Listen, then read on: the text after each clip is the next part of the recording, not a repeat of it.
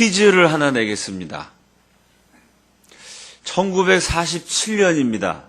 우리나라가 세워지기 1년 전에 대한민국 최고의 엘리트 5사람을 선발했어요. 나라를 세우기 전이지만 먼저 인재를 길러야 된다. 그래서 백범 김구 선생, 또 이승만 박사 이런 애국자들이 자기 호주머니 돈을 다 털었습니다. 5명의 유학생을 선발해서 김포공항에서 외국으로 보냈어요. 이제 조금 있으면 우리도 나라를 세운다.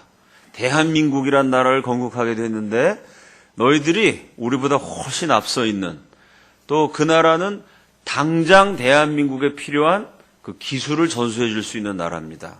우리보다 앞서 있는 그 나라 가서 아주 발달된 학문과 기술을 잘 배워갖고 오너라. 아주 눈물을 펑펑 흘리면서 김구 선생, 이승만 박사, 또 김성수 선생 이런 애국자들이 호주머니를 털어 이 학생들 손에 돈을 쥐어줬어요.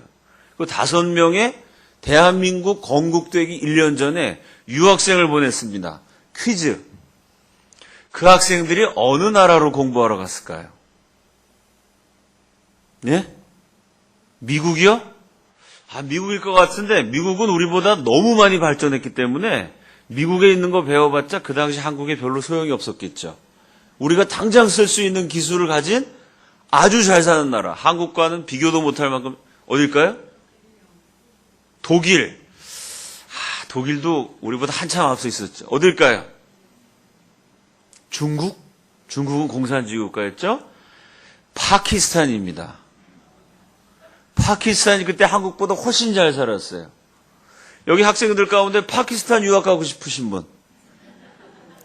우리 집사님들 가운데 목사님 저는 기도 제목이 우리 딸내미 저 파키스탄 가서 그 발달된 공부 배워오는 겁니다. 그런 분 계세요? 그때는 한국 유학생을 파키스탄에 보냈는데요.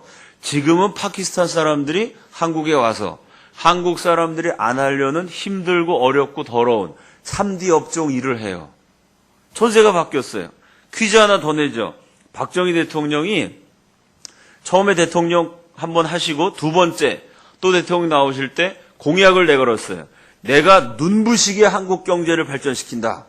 이번에 경제개발 5개년 계획이 끝나면 저 나라보다 한국이 잘 산다. 이렇게 얘기했어요. 그때 그 나라가 1인당 국민소득이 한국의 3배였어요. 그 박정희 대통령이 5년 만에 우리보다 국민소득 3배 잘 사는 그 나라를 따라잡겠다 그래가지고 욕을 바가지로 먹었어요. 저건 사탕발림이다. 거짓말이다. 아니 어떻게 저 잘 사는 나라를 한국이 따라잡느냐? 그 나라가 어느 나라일까요? 예? 아는 분이 계세요. 그죠? 그 나라가 필리핀이에요. 필리핀이 얼마나 잘 살았냐면 6.25 때 군대를 보내줬고요. 비행장을 닦아줬어요. 또 잘 사는 필리핀이 못 사는 한국을 위해서 체육관을 하나 지어줬습니다. 처음에 어떻게 생각했냐면 한국에 체육관 지을 건축 기술이 없었어요. 그래서 이 유능한 필리핀 기술자를 보내서 한국에서 체육관을 지으면 되겠다. 그리고 기술자를 보냈습니다. 근데 문제가 생겼어요. 한국의 목재, 시멘트, 벽돌 이게 다 불량품이에요. 한국에서 만든 벽돌, 시멘트 갖고 건물 지었다간 체육관이 무너지게 생겼어요. 그래서 그 선진국 필리핀에서 후진국 한국을 위해서 시멘트, 벽돌, 목재를요 필리핀에서 실어 날랐어요. 그래서 지어준 체육관이 지금도 서울에 있는 장충체육관이에요. 필리핀이 그렇게 잘 살았어요. 그런데 지금 여러분 한국하고 필리핀, 파키스탄이 비교가 안 되죠. 필리핀, 파키스탄 경제력을 다 합친 것보다 대한민국 경제력이 두 나라 합친 것보다 한 50배는 될 거예요.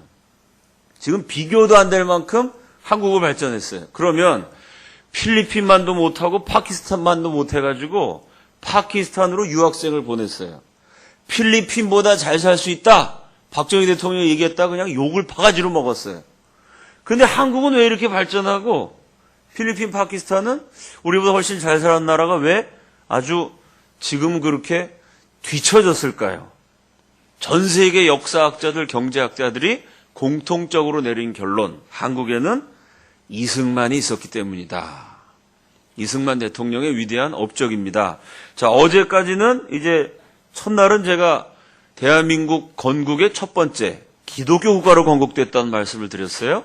그리고 어제는 두 번째 반공국가로 건국됐다는 말씀 드렸습니다. 세 번째 기독교 국가, 반공국가로 건국하기 위해서 이승만이 조선시대 말 독립운동 시기에 투쟁을 했어요. 그래서 반공 기독교 국가로 나라를 세운 다음에 대통령이 취임했습니다. 대통령으로서의 이승만의 업적, 오늘 함께 나누고 싶습니다. 제일 중요한 업적, 첫 번째 업적은 전도입니다. 기독교의 확산이에요. 제가 첫날 말씀드렸던 것처럼 조선 팔도의 양방 가운데는 처음으로 1899년 1월 30일 추운 겨울날 고문당에 온몸이 으깨어지고 망신창이가 된 사형수 이승만이 한성 감옥에서 예수를 믿어요. 예수 믿을 때의 첫 번째 기도, 하나님 우리의 조국을 구원해 주시옵소서. 두 번째 기도, 내 영혼을 구원해 주시옵소서. 그리고 세 번째 기도가 조선 땅에 100만 명의 그리스도인을 일으켜 주시옵소서. 대단한 비전이죠. 지금 조선 팔도의 양반이라고는 나 혼자 예수 믿어요. 혼자 예수 믿고 10,000명의 기독교인을 주시옵소서. 이래도 위대한 기도입니다. 예수 믿는 사람 1명인데 어떻게 10,000명이 되겠어요? 근데 이승만은 위대한 정도가 아니라 이건 아주 외계인이죠. 100만 기독교인을 주시옵소서. 100만인 구령운동을 감옥에서부터 시작해요. 100만 명을 전도하기 위해서 정말 애를 많이 썼어요. 직접 전도하러 다녔어요. 일본 놈들한테 결국 이승만이 추방되어갖고 하와이에서 독립운동했는데 추방되기 직전까지 이승만이 전국에 안 가본 데가 없어요. 3,000번이 넘는 부흥회를 인도합니다. 동양 사람으로는 최초로 프린스턴에서 박사학위 받았어요. 그래 이승만이 대단한 존재죠. 야, 우리 한국 사람이 저 미국 명문대학 가서 일본도 없고 중국도 없는데 황인종으로는 최초로 아이비리그 명문대학에서 박사학위 받았다. 이승만 구경하려고 구름대 같은 청중들이 모여듭니다. 전국을 누비면서 3,000번 넘게 전도 집회를 했어요. 그 열심히 복음을 증거하고 교회를 세우고 성경 공부를 가르치고 그러다가 임시정부 대통령이 된 다음에는 전도도 했지만 정치를 같이 했어요. 어제 제가 그 말씀을 드렸죠. 친미 외교, 반공 이런 거로 열심히 정치를 했어요. 그러다 대통령이 딱 됐습니다. 대통령이 된 이승만의 첫 번째 비전은 100만 구령운동이었어요. 왜? 예수 믿는 사람이 최소한 100만 명은 돼야 힘이 생길 수가 있어요. 그죠? 5,000년 우상숭배했던 나라입니다. 불교인들은 엄청나게 많아요. 유교는 500년 동안 조선을 지배했어요. 근데 이 우상숭배하고 다른 종교 믿었던 한국의 영적인 흐름을 뒤집으려면 최소한 100만 명은 있어야 된다. 하나님 믿고 구원받고 기도하는 한국인이 100만 명은 있어야 제대로 된 나라가 될 수 있다. 그 100만 명을 전도하는 것이 이승만 대통령의 첫 번째 국정의 목표였어요. 그럼 대통령이 어떻게 전도할 수 있을까요? 대통령이 텔레비 나와가지고 그 시절엔 텔레비도 없었지만 라디오에 나와서 국민 여러분 교회 가십시오. 성경 읽으십시오. 예수 믿어야 구원받습니다. 이러면 대통령 직무를 못합니다. 왜? 대한민국 대통령은 기독교인의 대통령만이 아니에요. 기독교, 불교, 천도교, 우상숭배하는 사람들, 어쨌든 그 사람들이 다 국민이에요. 대통령이 노골적으로 기독교 믿으라고 강요하는 거는, 그렇게 권하는 거는 공직에 있는 사람으로서는 위험한 거죠. 그래서 이승만이 똑똑하신 분이니까 전략을 짜셨어요. 머리를 쓰셨어요.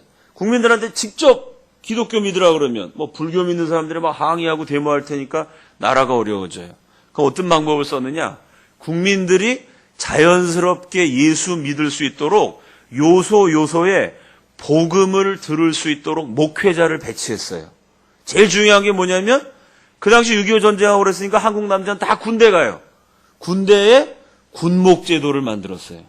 지금은 군대에 스님도 있고 신부님도 있습니다만 이승만 대통령이 처음 군목제도를 만들 때 군대에는 스님, 다른 종교 못 들어오고 목사님만 들어가게 허락했어요.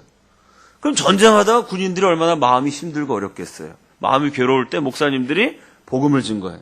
성경책을 나눠줘요.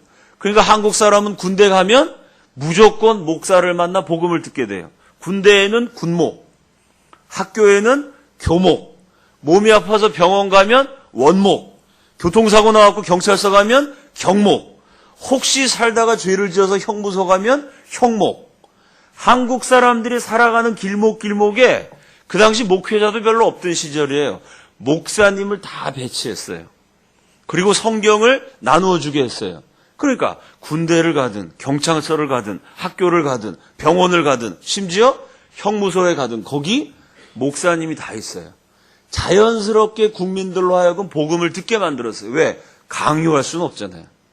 강제로 믿게 할 수는 없지만 목사님을 통해서 복음을 듣고 성경책을 받고 자연스럽게 기독교에 대해서 마음이 열려지도록 만들었어요. 그리고 평생을 기도했어요.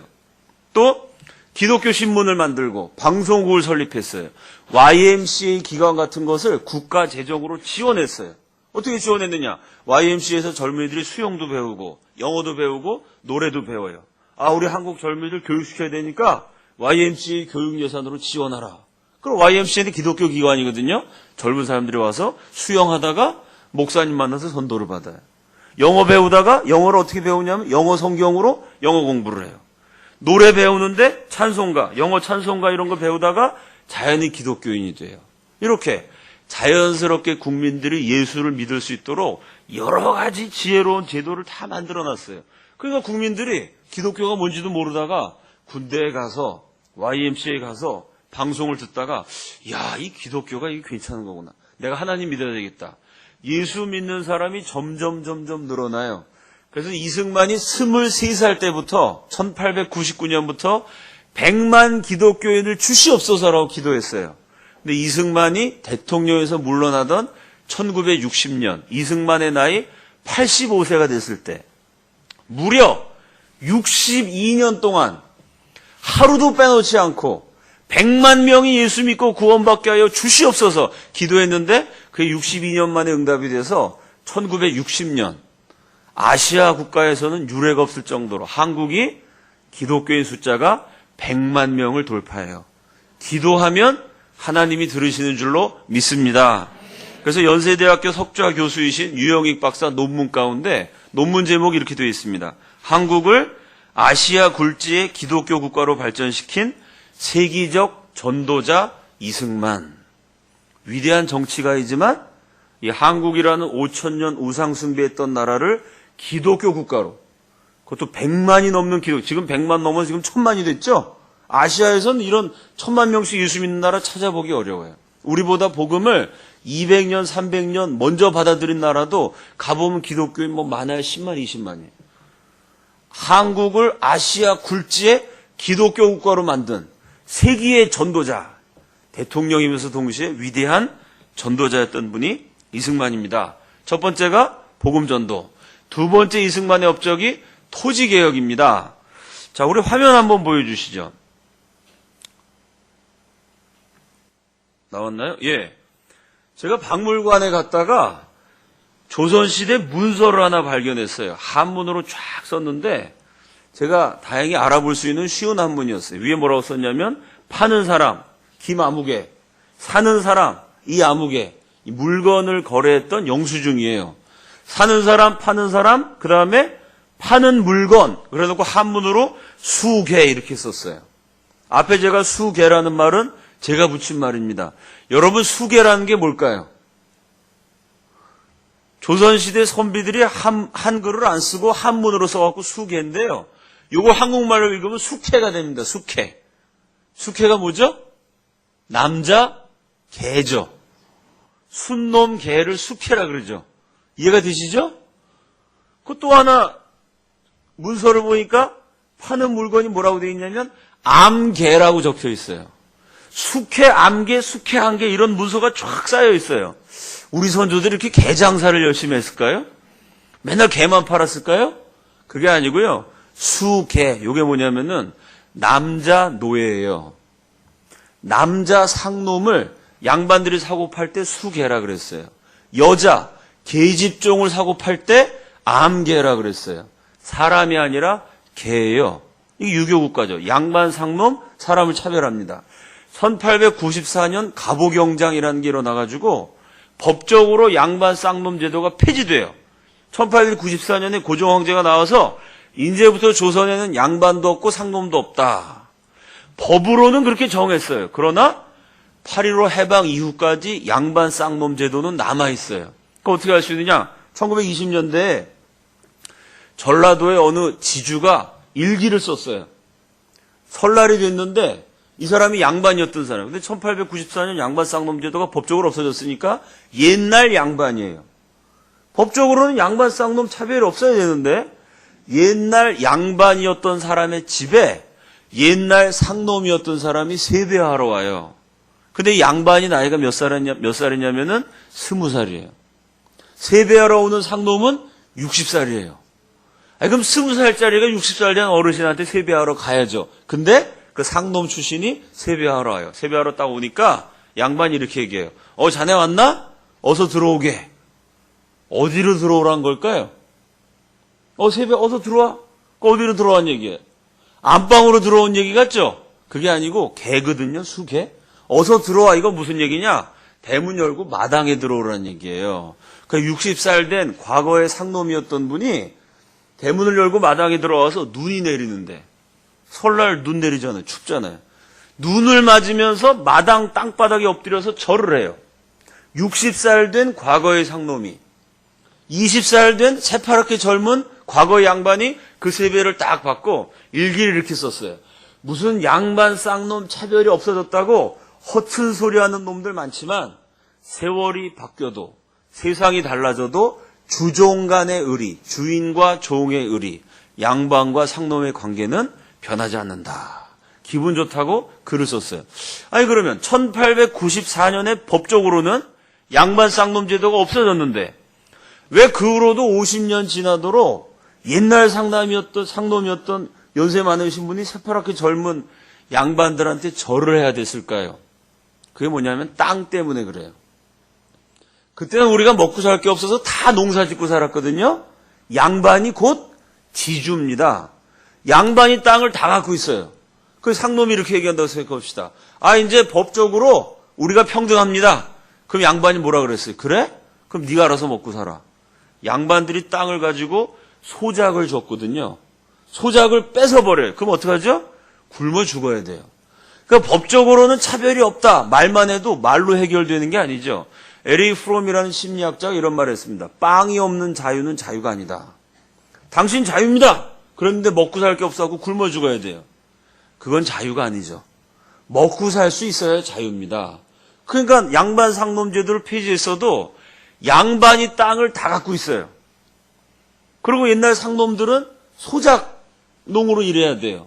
땅이 없어요. 그 당시 땅이 없으면 공장 가면 되지. 지금이야 한국 공장 많지만 그때 전 국민이 다 농사 짓고 살았거든요. 5,000년 넘게 우리 민족의 역사는 인구의 제일 많을 때가 한 5% 정도의 지주가 땅을 다 갖고 있어요. 많을 때 5%, 적을 때는 한 1%, 2%. 100명 가운데 한두 명이 땅을 다 갖고 있고 나머지 95명 이상은 그 지주한테 빌붙어서 땅을 소작받아서 열심히 일해갖고 빌어먹고 사는 소작농들이었어요. 소작농이었지만 사실은 농노라 그러죠. 농업 노예에 가깝습니다. 왜냐하면 한국이 산이 많잖아요. 농사 지을 땅이 없어요. 인구는 많은데 땅은 적어요. 그러니 지주들이 횡포를 부리죠. 5,000년 동안 이 나라 소작료가 대개 50%였어요. 1년 동안 농사 지은 것의 절반을 소작료로 바쳐야 돼요. 그러니 국민들은 가난할 수밖에 없죠. 지주들은 계속 잘 살죠. 이승만이 기독교를 믿고 나서 제일 먼저 마음에 결심한 게 토지개혁이에요. 하나님은 인간을 평등하게 지으셨는데 유교는 양반 상놈 차별한단 말이죠. 이건 잘못됐다. 차별을 없애야 된다. 그럼 어떻게 차별 없애냐? 차별하지 말자. 말만 해갖고는 안 돼요. 이승만이 생각한 게 지주들이 갖고 있는 땅을 합법적으로 정부가 돈을 주고 그 땅을 사요. 그래서 합법적으로 농민들에게 땅을 팔아요. 공짜로 나눠주면 안 돼. 팔아서 농민들이 열심히 일해갖고 자기 힘으로 그 땅을 사게 해야 돼. 왜? 내가 열심히 일해서 내 땅을 차지해야 그래야 자주적인 시민이 되는 거죠. 토지개혁을 구상해요. 그 양반들의 땅을 사갖고 농민들한테 팔아요. 그러면 토지개혁할 때 문제가 되는 게 땅값을 얼마로 하느냐. 이게 문제죠. 일단 여러분 그 당시에 국회는요. 양반 출신이 많았을까요? 상놈 출신이 많았을까요? 100% 양반이죠. 상놈들이 글자도 모르는데 어떻게 국회의원 됐겠어요? 100% 양반입니다. 그럼 그 당시 국회는 지주였겠어요? 소장농이었겠어요? 그럼 지주고 양반인 국회의원들이 이승만이 토지개혁해서 전 국민 다 잘 살게 만든다. 이랬을 때 그거 찬성했을까요? 반대했을까요? 집요하게 반대합니다. 그걸 이승만이 힘으로 국회를 콱 눌러버렸어요. 그리고 토지개혁한다. 5,000년 굶주렸던 농민들 더 이상 굶주리게 할 수 없다. 이러니 이승만이 그 카리스마에 눌려갖고 국회에서 어쩔 수 없이 토지개혁 법안을 만들어요. 그 법안이 어떻게 돼 있냐면 땅을 너무 많이 갖고 있는 사람이 자기가 필요한 땅만 남겨놓고 나머지를 파는 거예요. 국가한테 파는데 땅값을 얼마로 하느냐? 1년 수확량을 100%로 했을 때 땅값을 300%로 한다. 요게 국회에서 만든 법안이에요.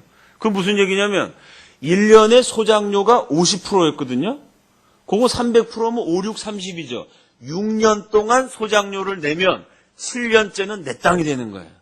이게 5,000년 만에 처음 시도된 토지개혁이에요. 이거 굉장히 훌륭하죠? 근데 이승만이 그 법안을 빨간 볼펜으로 쫙 컸어요. 그 뭐라고 말했느냐? 이 나라 농민들이 5,000년 동안이나 자기 땅이 없어갖고 돈 있는 사람, 땅 가진 사람, 양반 귀족들한테 빌붙어서 비참하게 살아왔다. 보릿고개에 막 굶어 죽고 5,000년 기다린 농민들한테 6년을 더 기다리라고 말할 수 없다. 그리고 이승만이 토지 대금을 150%로 잘랐어요. 3년만 소작료를 내면 4년째는 네 땅. 소작료를 안 내도 돼요.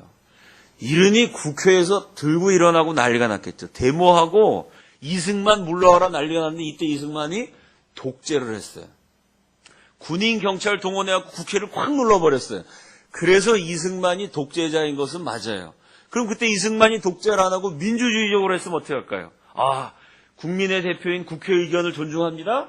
그럼 법을 만들어도 국회에서 법을 만들면 양반을 위한 법, 지주를 위한 법을 만들어요. 그렇게 지주 중심의 민주주의를 한 나라가 필리핀하고 파키스탄이에요.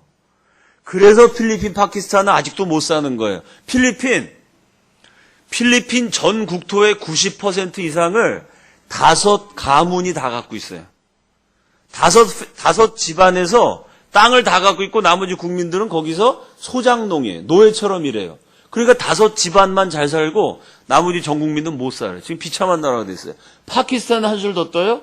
지주들끼리 국회의원을 해요. 그럼 국회에서 법을 만들잖아요. 파키스탄 법에 지금 어떻게 돼 있냐면요. 땅을 가진 지주는 세금 면제예요. 그리고 그 땅 소작농으로 빌어먹고 사는 국민들은 그 땅에서 농사 지어갖고 지주한테 소작료 주고 세금도 내야 돼요. 이걸 뭐라 그러냐면 지주민주주의라 그래요. 그럼 이승만이 민주주의 해갖고 민주주의는 국회 의견을 존중하는 거니까요. 양반 지주들을 위한 법을 만들어서 한국도 파키스탄처럼 양반은 세금도 안 내요. 양반은 군대도 안 가요. 그렇게 만들었으면 대한민국이 오늘날 이렇게 발전할 수가 없었겠죠. 우리 한국의 역사서로 세계적으로 인정받는 게 조선왕조실록입니다. 유네스코에서 지정한 세계 기록 문화유산이에요. 518년 조선 역사를 일기처럼 썼어요. 너무 역사를 정확하게 잘 기록했기 때문에 세계인이 놀라는 아주 우수한 역사책입니다. 자랑스러운 역사책인데 이 자랑스러운 역사책에 자랑스럽지 못한 기록이 500번 넘게 나와요. 조선왕조실록 518년 역사에 500번 넘게 1년도 빼놓지 않고 나오는 기록이 있어요. 그게 뭐냐? 황해도 어느 지역에서 흉년이 들어서 사람이 굶어 죽었다. 강원도 어떤 지역에서 굶주린 농민들이 굶어 죽은 시체를 뜯어 먹었다. 평안도 어느 지역에서 너무 굶어갖고 부모가 미쳐서 자식을 삶아 먹었다. 굶주린 농민들이 시체 뜯어 먹었다는 얘기가 조선왕조실록에 500번 넘게 나와요. 그게 500년이 아니라 5,000년입니다. 5,000년 동안 이 나라에서는요, 누군가는 굶어 죽었어요. 누군가는 먹을 게 없어서 시체를 뜯어 먹었어요. 근데 지금도 가난한 사람이 있지만 대한민국도 초창기엔 가난했지만 적어도 대한민국이란 나라가 세워진 다음에 굶어 죽는 사람은 없어졌어요. 3끼를 못 먹고 2끼를 먹고 1끼를 먹었어도 굶어서 죽고 시체 뜯어먹는 일은 없어졌어요. 왜? 이승만이 땅을 나눠줬기 때문에. 내 땅에서 열심히 농사 지으면 부자는 못 되어도 적어도 굶어 죽지는 않아요. 그래서 아프리카보다 더 많이 굶어 죽던 나라, 지금 북한은 지금도 굶어 죽죠? 조선시대도 굶어 죽었고, 고려시대도 굶어 죽었고, 신라시대도 다 굶어 죽었어요. 북한도 지금 굶어 죽는 거야. 원래 그 북한 역사가 특별한 게 아니라 우리나라는 5,000년 그렇게 살았어요. 왕과 귀족들은 잘 살았지만 대부분 전 국민 농민들은 보릿고개가 되면 먹을 게 없어가지고 뭐 풀 뜯어 먹고 나무 껍질 벗겨 먹고 그러다가 많이들 죽었어요. 대한민국이 세워진 다음에 적어도 굶어 죽는 사람은 없어지게 만든 거. 이게 위대한 기독교 정치가 이승만의 두 번째 업적입니다. 자, 이승만의 세 번째 업적이 교육혁명입니다. 요게 이승만이 토지 개혁하고 교육혁명한 게 요게 기독교 정책이에요. 왜? 조선은 양반 상놈 차별하죠? 양반이 뭘 갖고 있느냐? 첫째 땅을 갖고 있어요. 둘째 양반만 교육을 받았어요. 그 이승만이 그 양반만 갖고 있던 땅을 상놈들에게 다 나눠줬어요. 두 번째 양반만 교육받았는데 이승만이 전 국민을 다 교육시켰어요. 그 결과는 뭐죠? 양반 상놈할 거 없이 전 국민이 다 양반 되게 한 거죠. 양반만 갖고 있는 토지와 교육을 전 국민한테 다 제공함으로써 사실상 전 국민을 양반 되게 만든. 왜냐하면 성경의 하나님은 양반 상놈 차별하시지 않기 때문에. 그게 이승만의 업적입니다. 우리 그 다음 화면 보여주시죠. 여러분 이 사진이요. 1913년에 찍은 거예요. 이승만이 하와이에서 독립운동할 때 항상 학교를 세워서 학교에서 성경을 가르쳤어요. 예배를 드리고 기독교 교육을 했는데 한쪽 귀퉁이에 서 있는 이 검은 양복하고 하얀 바지 입은 사람이 교장 선생님 겸 교목 매주 설교했던 이승만이에요. 여러분 이 학생들 사진인데 이 사진이 5,000년 우리 역사에 처음 나온 희한한 장면입니다. 이게 아주 역사적인 자료의 가치가 높은 사진이에요. 5,000년 만에 이날 뭐가 시작됐을까요? 이 사진이 왜 특이하고 중요할까요, 여러분? 예? 한번 맞춰보세요. 그렇죠. 여기 남녀공학이에요, 그죠? 첫날도 말씀드렸지만 5,000년 동안 우리는 여자 교육 안 시켰어요. 조선시대 남녀 7세 부동석 이랬습니다. 1913년에 우리 역사상 최초로 남녀공학 학교를 세운 교장이 이승만이에요. 여자도 가르쳐야 된다. 남녀 차별하면 안 된다. 그 다음 장면이요. 이승만이 대통령이 딱 됐을 때 전 국민 가운데 단 하루라도 학교에 가본 사람이 14%였어요. 이 14% 가운데 글자를 읽을 줄 아는 사람이 12%예요. 전 국민 가운데 12%가 글자를 읽을 수 있고 나머지 88%는 난 놓고 기억자도 몰라요. 자기 이름도 못 적어요. 이승만이 정권을 잡고 그 가난한 가운데 전 국민 의무교육 제도를 실시합니다. 초등학교는 의무다. 전 국민을 교육시켜요. 어린애들은 다 입학시키고 그 다음에 어른들은 문맹 퇴치 운동을 벌입니다. 11년 동안이나 전 국민에게 글자를 가르치려고 이승만 대통령이 온갖 노력을 다했어요. 그래서 이승만이 대통령에서 물러날 때 글자를 읽을 줄 아는 국민이 96%가 돼요. 학교 가는 게 14%, 글자 읽을 수 있는 사람이 12%에서 96%로 전 국민이 다 똑똑해진 거죠. 지금 대한민국의 문자 해독률은 99.8%예요. 이건 뭐 전 국민이 거의 글자를 다 읽는 거예요. 뭐 타고난 어떤 뭐 선천성 장애가 있다든지 이런 사람 빼놓고는 전 국민이 글자를 다 읽을 줄 아는 굉장히 똑똑한 나라가 됐어요. 그러면 이승만이 왜 이렇게 열심히 전 국민 글자를 읽게 만들었을까요? 이것도 일종의 전도의 방법이에요. 왜 글자를 읽어야 되죠? 글자를 읽어야 성경을 읽을 수 있어요. 그 이승만이 위대한 전도자인 게 이해가 되시죠? 국민들한테 무조건 성경 읽어라. 아니 글자를 모르는 까막눈인데 어떻게 성경을 읽겠어요? 그 이승만은 먼저 글자를 가르친 거예요. 글자를 가르쳐서 성경을 읽을 수 있도록 길을 열어놨어요. 이 위대한 업적이죠. 그 다음 장면이요.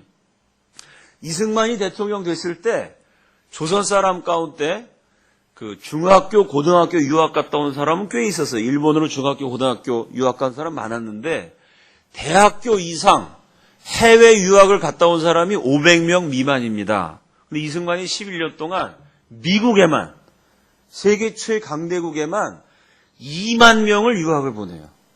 유학생 숫자가 400배가 늘어났죠. 이승만 대통령 되기 50년 동안 대학 이상 유학 간 사람이 500명도 안 돼요. 근데 10년 만에 2만 명을 미국으로 유학 보냈어요. 그럼 여러분 생각해 봅시다. 지금도 미국 유학 가면은 집에 기둥뿌리가 막 흔들리죠? 돈이 많이 들어요. 이 당시에는 대한민국에서 집 팔아도 미국 가면 이거 뭐 한 달 생활비도 안 돼. 미국과 한국의 경제력 격차가 엄청났거든요. 그 2만 명이 넘는 유학생이 가난한 나라 사람들이 미국 가서 어떻게 공부했을까요? 이승만의 외교력입니다. 이승만이 미국하고 외교를 잘해갖고요. 한국에서 보내는 유학생은 공짜로 공부하게 했어요. 그래서 2만 명이 학비 면제, 생활비 지원에다가 용돈까지 받았어요. 그래서 2만 명이 미국을 여행하면서 공부를 했어요. 2만 명의 우수한 인재 엘리트를 길러낸 거죠.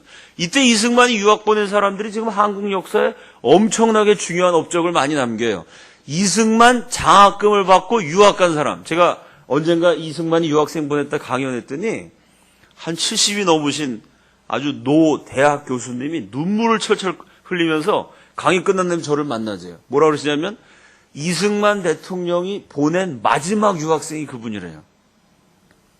서울대학 졸업했는데 이승만 대통령이 너 미국 가서 공부해라.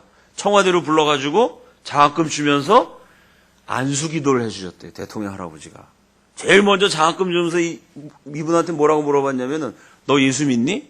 안 믿어요. 그랬더니 너 예수 믿어야 사람 돼. 내가 기도해 줄게. 너 미국 가서 공부하는 것도 중요하지만 예수 믿어야 돼. 이러고 성경책 주고 유학자금 주면서 손을 얹어서 기도했대요. 하나님이 젊은이들이 잘 공부해서 우리 대한민국 발전시키는 인재가 되게 해주옵소서. 장학금 받고 미국 갔는데 그 다음 달에 4.19가 일어나가지고 자기가 마지막 장학생이 됐다고. 그분이 미국에서 대학 교수를 하셨어요. 그분이 이런 얘기하는 거예요.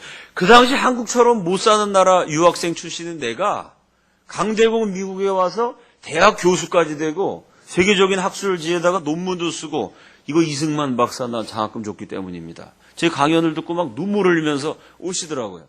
이런 수많은 인재를 길러냈어요. 이승만이. 사람을 길러냈어요. 위대한 기독교 교육제죠. 꼭 장학금 줄 때 그냥 준 게 아니라 기도하고 줬어요. 너 예수 믿고 나라를 위한 인재가 돼야 돼.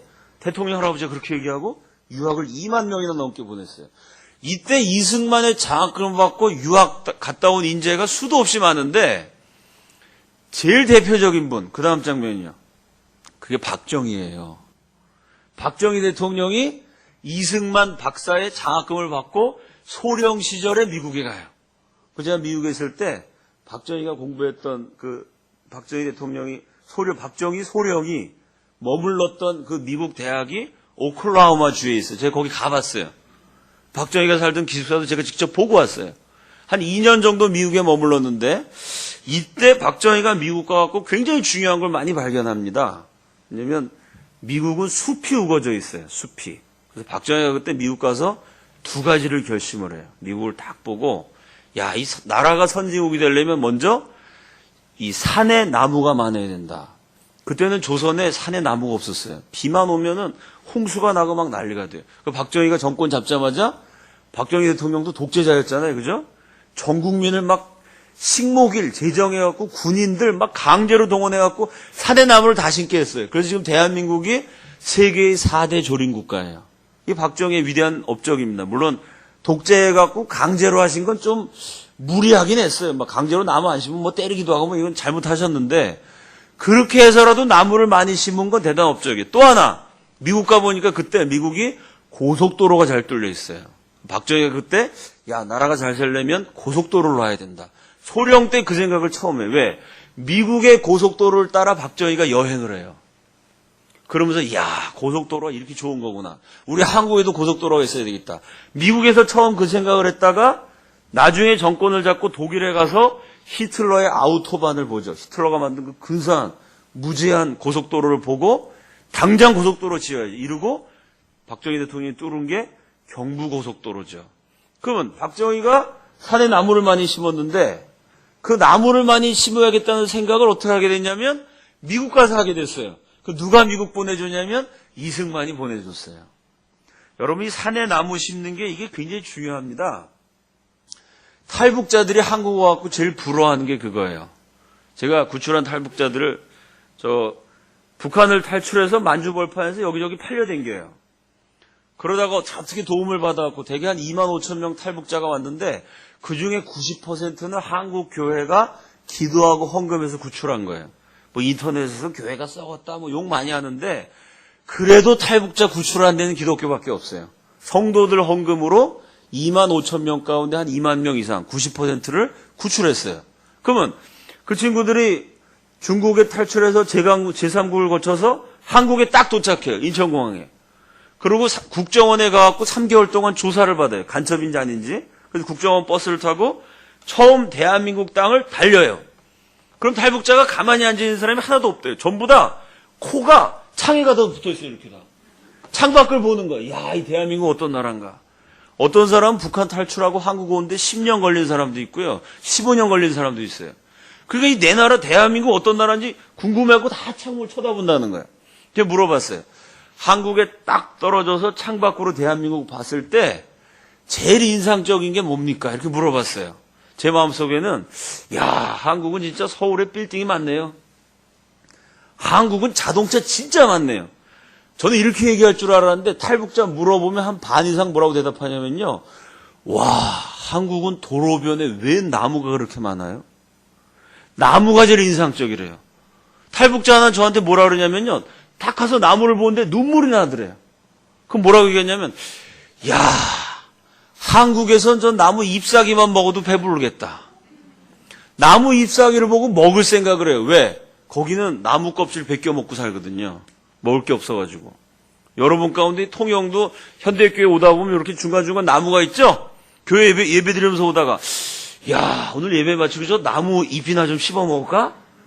그러신 분 계세요? 우리는 나무를 보고 먹을 생각을 안 해요. 북한 주민들은 나무를 보고 야, 잎사귀만 먹어도 배부르겠다. 북한에 얼마나 산에 나무가 없냐면요. 먹을 게 없어갖고 나무 껍질을 벗겨 먹고 사는데요. 탈북자들 얘기를 들어보면 아주 비참해요. 그 한 19살 된 처녀 애들은 비싸요. 중국 사람들한테 제가 구출한 자매 가운데 제일 비싼 자매가 1,000만 원짜리 자매가 있었어요. 1,000만 원에 팔려갔어요. 처녀니까. 그 1,000만 원이 돈이 크잖아요. 그 큰 돈을 한 사람이 낼 수가 없어갖고 중국 남자 5명에서 200만 원씩 내고 얘를 사갖고 왔어요. 그러니까 얘는 헛강 같은 데 이렇게 묶여가지고요. 5 남자의 부인이 되는 거예요. 그러니까 애를 낳는데 애 아빠가 누군지도 몰라요. 이거 아주 짐승처럼 팔려다니는 거죠. 1,000만 원짜리부터 제일 싼 분은 80만 원짜리도 제가 봤어요. 이렇게 조선 여자들이, 북한 여자들이 중국에 가서 팔려댕겨요. 팔려댕기면서 서름당하고 고통당하고 이건 뭐 인간 이하의 삶이죠. 얘기를 들어보면 비참해요. 그래서 얘기를 듣다가 한번 화가 나가지고 이렇게 얘기했어요. 야, 너 중국 가면 그렇게 팔려댕기고 남자들한테 놀이개로 고통당하는데 너 그거 몰랐냐? 그거 알면서 왜 압록강 건넜냐? 제가 이렇게 어리석게 질문했더니 자매가 저한테 뭐라 하냐. 목사님, 나무 껍질을 한 5년 먹으면요. 모든 생각이 다 없어져요. 나무 껍질을 5년, 10년 먹고 살면요. 제발 내가 팔려가도 좋으니까, 짐승처럼 고생해도 좋으니까 나무 껍질 이 먹는 이 생활만 좀 벗어났으면 좋겠다. 그 생각밖에 없대요. 제가 구출한 탈북자 하나, 북한에 나무가 없으니까요. 집에서 나무 껍질을 벗기러 가는데 1시간이 걸려요. 집에서 1시간을 걸어가야 나무가 한 그루 있어요. 그러면 나무 껍질을 벗겨갖고 1시간을 다시 걸어갖고 와요. 그래서 나무 껍질을 빻아갖고 거기다 밀가루를 섞어서 떡을 만들어요. 그거를 먹는 거예요. 제가 구출한 탈북자 자매 하나는 엄마가 어떻게 돌아가셨냐 모른대요. 5살 때 엄마가 나무 껍질 벗기러 갔다가 못 돌아오셨어요. 나무 껍질 벗기러 가다가 길에서 영양실조로 쓰러지면 길거리에서 죽는 거예요. 나무 껍질 벗기러 가다가 죽은 사람이 50만인지 100만인지 몰라요. 수도 없이 죽어갔어요. 여행이 1시간씩 왔다 갔다 하면서 나무 껍질을 벗겨서 잘 먹으면 이 나무 껍질을 먹으면 사람이 이게 몸이 온전해지지 않겠죠? 뭐가 문제가 생기면 나무 껍질을 한 3년, 5년 이렇게 먹으면요. 항문이 막혀요. 그 변이 안 나오면 몸에 이게 변이 쌓이니까 사람이 죽잖아요. 그 북한은 어떻게 하냐면 가족들끼리 서로 항문을 뚫어줘요. 나무젓가락 같은 거로 항문을 쑤셔갖고 뚫어요. 그리고 변을 억지로 빼내요. 그럼 뭐가 문제일까요? 여기 항문에 상처가 나죠. 이거를 나무젓가락으로 쑤시니 이 대장 끄트머리 항문 부분이 피가 나오고 망가져요. 그럼 여러분 생각해 보세요. 여기가 이게 변이 드나드니까 더럽잖아요. 균이 많죠? 균이 많은데 항문을 이 나무젓가락으로 쑤셔갖고 찢어지면은 균이 많으니까 이게 잘못되면 감염이 돼갖고 항문이 썩어요. 그래서 10살, 11살 된 애들이요. 이 항문 기능이, 근육이 다 썩어갖고 망가져가지고요. 10살, 11살, 19살, 20살 된 처녀 애들이요. 줄줄줄줄 쌓여요. 기저귀 차고 다녀요. 항문이 썩어갖고 죽어요. 이 항문 잘못돼갖고 죽은 사람이 북한에 한두 명이에요. 그게 다 나무 껍질 먹고 살아서 생긴 일이에요. 제가 구출한 탈북자들, 제가 같이 등산 가면요. 나무를 보면서, 목사님 앞에 죄송한데 제가 담배 한 대 태우겠습니다. 나무가 울창한데 보면 담배 꺼내갖고 푹 담배 펴요. 너 왜 담배 피냐? 우리 삼촌이요. 거기는 산에 나무가 없으니까 비만 오면은 이 흙길이 다 그냥 홍수가 나서 엉망이 돼요. 비 온 다음에 차를 타고 산을 넘다가 도로가 엉망이니까 트럭이 흐느려갖고 떨어져 죽었대는 우리 삼촌이. 그럼 제가 담배 딱 피면서 어떻게 하나님이 나만에는 이렇게 나무를 많이 주시고 북한에 나무 한 그루 없어갖고 나무 껍질 벗기다가 항문 다 터져서 썩어서 죽고 우리 삼촌 홍수 나왔고 산에 산사태 나왔고 거기 넘다가 떨어져 죽고 하나님도 불공평하신 것 같아요. 이러면서 북한 애들이 담배를 피는데 그 눈빛이 정말 말할 수 없이 간절해요. 목사님 저는 대한민국 갖고 제일 부러운 게 나무예요. 나무. 저 나무예요. 탈북자들 그렇게 얘기해요. 그 나무를 박정희 대통령이 심었어요. 나무 심어야 된다는 생각을 갖게 해준 게 이승만 박사예요. 이승만이 얼마나 위대한 업적을 남겼는지 아시죠? 그래서 그 전까지는 대한민국 경제가 왜 이렇게 발전했느냐? 그건 박정희 대통령이 경제개발 잘했기 때문이다. 박정희가 독재는 했지만 경제는 잘 발전시켰다. 그걸 많은 사람이 인정했어요. 지금은 학자마다 이론이 다릅니다. 대한민국의 경제 기적, 한강의 기적은 이승만과 박정희의 공동 작품이다. 이렇게 인정을 해요. 왜? 박정희가 만든 거, 고속도로, 또 수출품, 공장 이런 거 박정희가 만들었어요. 그럼 이승만은 뭘 했을까요? 고속도로를 닦은 사람, 공장을 지은 사람, 수출품을 만든 사람은 이승만이 교육을 시켰어요. 여러분 예를 들어 봅시다. 박정희 대통령이 공장을 하나 딱 지었어요. 그리고 우리 한강의 기적을 이렇게 세워봅시다. 국민들 와서 열심히 일하세요. 그래서 국민들이 공장에 일하러 왔는데 이 국민들이 글자를 읽을 줄 몰라요. 단체 생활을 안 해봐갖고 규칙을 지킬 줄 몰라요. 그래서 박정희 대통령이 공장을 만들었는데 국민들이 글자를 다 못 읽는 까막눈이니까 공장의 기계 작동법을 다 그림으로 그려갖고 벽에다가 붙여놔요. 그림 보고 기계를 돌렸다면 한국 경제 이렇게 발전했겠어요? 박정희 대통령이 새마을운동 했어요. 새벽종이 울렸네. 노래 다 만들어갖고 악보 만들어갖고 나눠줬어요. 근데 국민들이 악보를 볼 줄 몰라요. 글자를 못 읽어요. 그러면 새마을운동이 성공했을까요? 박정희의 경제 기적이 어떻게 가능했냐면요. 박정희 대통령이 공장 세울 때 거기 와서 일하는 국민들이 최소한 글자는 읽을 줄 알았어요. 거기다가 초등학교는 다 졸업했기 때문에 학교에서 단체 생활을 해봤어요. 규칙을 잘 지켰어요. 뿐만 아니라 애국심으로 가득 찼어요. 이승만 대통령이 초등학교 의무교육 시킬 때요. 서울에 잘 사는 초등학교 기록을 보면요. 한 반에 50명이에요. 50명 가운데 점심 도시락 싸우는 학생이 5명. 잘 사는 서울 동네에서도 점심 도시락 싸우는 사람이 50명 가운데 5명밖에 안 됐어요. 그렇게 가난했어요. 수돗물 마시면서 공부를 했어요. 여기 연세 드신 분들은 아마 그렇게 배고픈 기억이 아마 있으실 겁니다. 보릿고개라는 거 다 아실 거예요. 그죠? 그렇게 가난하고 굶주리는 백성들한테 이승만의 교육 목표는 뭐냐면 애국자를 길러내라. 이거예요. 애국자. 뭘 가르쳤냐면 우리 한국은 세계에서 제일 먼저 금속활자 만들고 거북선 만든 우수하고 위대한 민족이다. 우리가 잠깐 일본의 식민지가 됐고 지금 못 사는 나라지만 우리 한국인은 위대한 가능성을 있다. 우리가 지금 힘들고 어려워도 열심히 일하면 우리 한국 세계 어느 나라보다 발전할 수 있다. 점심 도시락도 못 싸우는 학생들에게 애국심을 심어줬어요. 그 이승만의 교육이 12년 동안 이 나라에 대해서 자부심을 가져라. 언젠가 한국은 일어선다. 절대 후진국으로 끝날 나라가 아니다. 이걸 전 국민을 교육했어요. 그 애국심에 가득 차 있고 글자를 읽을 줄 아는 우수한 국민을 이승만이 만들었어요. 그 다음에 박정희가 그 우수한 국민들을 지휘해갖고 공장을 짓고 고속도로를 뚫고 수출품을 만들어갖고 한강의 기적을 이룬 것입니다. 말하자면 이승만이 철도를 깔았어요. 박정희가 그 철도 위를 KTX처럼 빠르게 기가 막힌 기관차로 달려가서 20세기 경제성장률 1위 한강의 기적은 이승만과 박정희의 공동작품이다. 학자들은 그렇게 인정합니다. 자, 이승만의 업적 첫 번째는 백만인 구령, 전도, 두 번째는 토지개혁, 세 번째가 교육혁명, 네 번째가 한미동맹입니다. 우리 그 다음 장면 보여주세요. 어제 제가 메가더 장군 얘기 들었습니다. 기억나시죠? 메가더 같은 사람을 구워 삶아갖고 6.25 때 150만 명의 미군이 왔어요. 한국을 잘 도와줬어요. 근데 문제가 생깁니다. 코리아라 그러면요. 99.9%의 미국인은 코리아가 뭔지 몰랐어요. 코리아가 저 무슨 아프리카의 동물 이름인지 새로 나온 애들 장난감인지 코리아가 뭔지도 몰라요. 근데 그 코리아의 전쟁으로 미군이 5만 명이 죽었어요.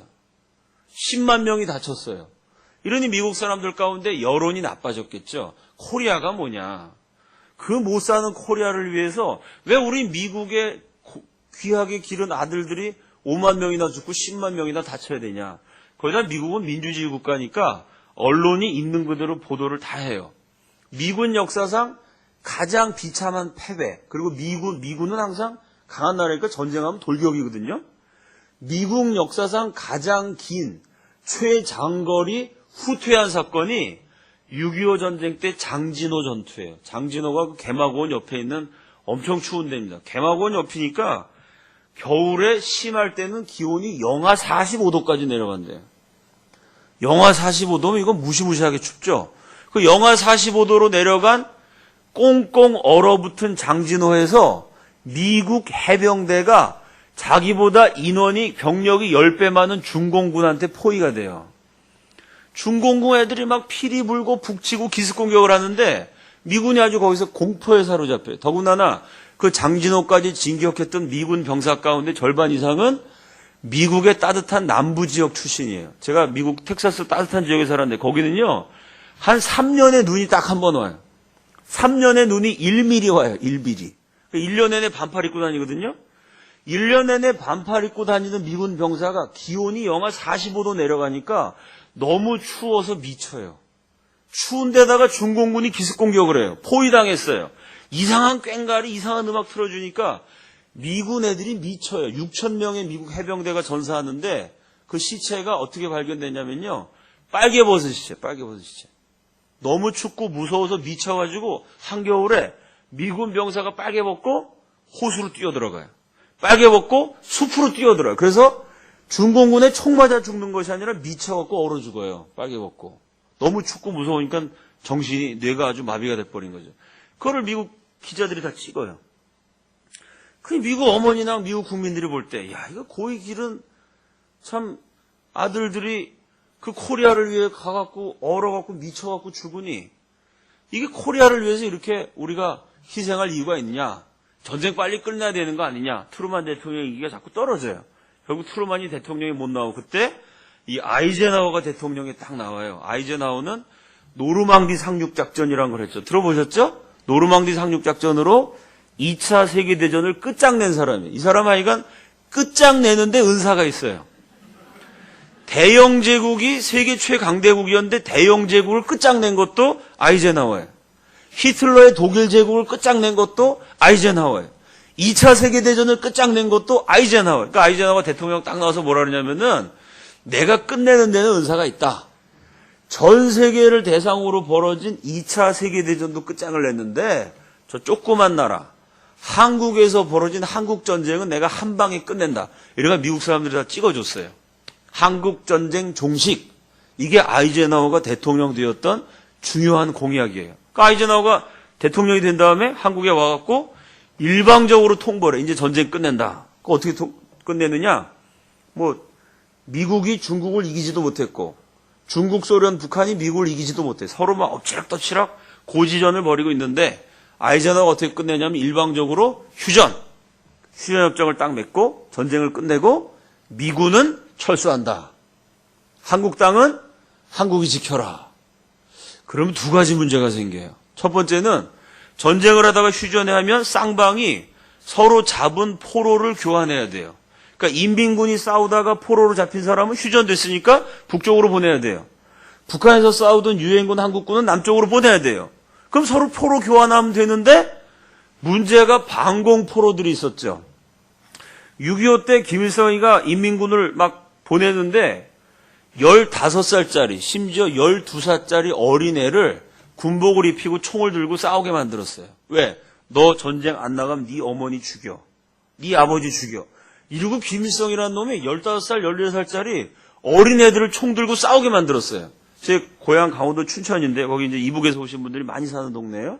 우리 동네 쌀가게 아저씨가 북한에서 13살 때 총 들고 싸우다가 대한민국 왔다가 결국 북한 안 돌아가신 분이에요. 제가 어렸을 때 그 집에서 쌀 사다가 먹었어요. 저희 식구들이 다. 그런 사람들이 많아요. 그러니까 이 사람들은 인민군이지만 공산주의가 좋아서 인민군 된 게 아니라 김일성 협박받아서 강제로 인민군이 됐어요. 제 얘기가 이해가 되시죠? 그래서 전쟁하다가 유엔군한테 잡혔어요. 그리고 미군 포로 수용소에 보내졌죠. 거제도, 부산, 영천, 대구, 논산 곳곳에 포로 수용소가 있었는데 제일 많은 데가 저 거제도죠. 거제도 포로 수용소 유적공원이 지금도 있죠. 거기를 딱 가서 보니까 북한에서 김일성이가 미국 놈들이 그렇게 나쁜 놈이라 그랬어요. 근데 만나보니까 미군이 착해요. 뿐만 아니고 그 당시 이 북한군 포로한테 미군이 어떻게 대우했냐면 미국이 전쟁하다가 잡힌 독일이나 다른 나라 미군 병사가 받는 대우를 포로들한테 해줬어요. 그러니까 미군이 주는 음식이 태어나서 지금까지 먹어본 음식 가운데 제일 맛있어요. 전쟁하다 미군 포로가 됐는데 스테이크를 줘요, 밥으로. 거기다가 미군이 영어를 가르쳐줘요. 아니 무료로 원어민 영어 회화를 하니까 얼마나 좋겠어요, 방공 포로들이. 거기다 미국의 음대 나온 병사들이 피아노 가르쳐주고 노래 가르쳐주고 연극 가르쳐주고 이러니까 전쟁을 하면서 인민군들이 야 이거 김일성이는 나한테 너 군인 안 나가면 네 아버지 죽여. 김일성이 날 협박해서 군대 내보냈는데 야 미국 사람 나한테 잘해주네. 이 미국이 좋은 나라구나. 대한민국이 좋은 나라구나. 이래갖고 인민군이었는데 거기서 반공주의자가 된 거예요. 그런 사람 반공포로라고 그러죠. 요 반공포로가 27,000명이 넘었어요. 27,000명에서 8,000명 사이였는데 이 포로들은 뭐라 그러냐면 우리 북한 안 갑니다. 북한 가면 나 숙청당합니다. 왜? 이 반동분자가 됐잖아요. 대한민국 내려가갖고. 그래서 북한으로 돌아가기를 거부하는 반공포로가 27,000명이에요. 그러면 휴전협정을 맺고 반공포로를 북한으로 보내면 이 27,000명은 반동분자니까 학살당하게 돼요. 이승만이 미국한테 이렇게 얘기를 해요. 야, 니네 미국이 기독교 국가 맞냐? 지금 휴전협정을 맺고 떠나면 27,000명의 불쌍한 젊은이들이 다 학살당한다. 사람 죽게 내버려두는 게 기독교 국가라는 미국이 할 짓이냐? 이승만이 결정적인 순간에 항상 기독교 얘기를 해요. 특히 미국한테 따질 때. 니들이 진짜 예수 믿냐? 뭐 이러면서. 두 번째, 반공포로는 다 죽고 미군이 떠나면 우리 대한민국이 힘이 있으면 괜찮죠. 지금도 미군이 떠나면 우리나라가 쉽지 않죠. 세계 10위 경제 대국인데 지금 만약 주한미군이 떠나면 북한에 핵이 있거든요. 우리 핵이 없잖아요. 대한민국 안보가 지금도 위태로워요. 1953년에 세계에서 제일 못 사는 나라가 그나마 전쟁해갖고 다 무너졌어요. 대한민국의 남한에 남아있던 산업시설의 80%가 다 전쟁으로 불타 없어졌어요.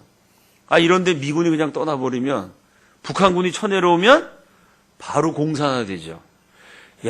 정말 우리 민족이 지금 5,000년 약속으로 살다가 대한민국 건국해서 한번 열심히 해보려고 애쓰다가 공산당이 쳐들어왔는데 이런 약한 나라를 도와줘야 되는 게 기독교국가 미국이 할 일 아니냐. 그래서 이승만이 외교 문서에다가 성경 구절을 적어요. 무슨 비유를 썼겠어요? 선한 사마리아인의 비유. 예수님이 지나가다가 강도 만난 사람 그거 고쳐준 사마리아인 칭찬해 주셨는데 대한민국이 저 공산당 김일성이라는 강도 만나갖고 이 지경이 됐으면 미국이 선한 사마리아인이 돼야지 손 떨고 나가면 우리 3천만 국민 다 죽으란 얘기냐. 이러고 아이젠하워 대통령한테 항의를 해요. 아이젠하워 대통령이 그 조그만 약소국 대통령 주제에 말이 많네. 그리고 이승만을 무시해버려요. 이승만이 뭐라 그러냐면 자꾸 미국이 우리 한국을 무시했다가는 큰 코 다친다. 그러니까 아이젠하워가 코웃음을 쳐요. 야, 내가 히틀러하고도 싸웠는데 히틀러를 무찌른 게나 아이젠하워인데 이승만 정도는 저건 뭐 나한테 상대도 안 된다. 이러고 아이젠하워가 일방적으로 이승만을 무시해요. 이승만이 미국의 콧대를 꺾고 방공포로도 살리고 한국의 공산화를 막기 위해서 전 세계가 깜짝 놀라는 조치를 취하죠. 여러분 잘 아시는 것처럼 그 대한민국 헌병대를 딱 불러 모아요. 그 명령을 내리죠. 대통령의 명령이다. 미군을 기습 공격하라. 이게 엄청난 얘기죠.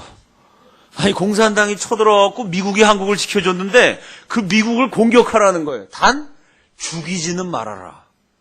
총을 쏴서 한국군이 미국한테 총을 쏘면 문제가 생기니까 제압하되 죽이지는 말으라니까 결국 복싱을 하든지 레슬링을 하라는 얘기예요. 그래서 미군을 제압하고 그때 미군이 감시하고 있는 방공포로 27,000명은 구출해라. 지금 휴전협정을 맺고 미군이 딱 지키고 있는 포로 공산군 포로를 북한에 보내고 미군이 떠날라 그래요. 이승만이 뭐라 그랬냐면 그 미군이 지키고 있는 포로들 석방하기 위해서 미군을 공격하라는 거예요. 하여튼 미군은 첨단 무기를 딱 들고 있습니다. 6.25 때 미군이 전쟁하면서도 우리 한국군한테 이 총을 제대로 안 줘갖고 이승만이 계속 총을 달라, 무기를 달라, 무기 주고 미국 놈들 니네 가라, 우리가 더 잘 싸운다 이러고 맨날 싸웠어요.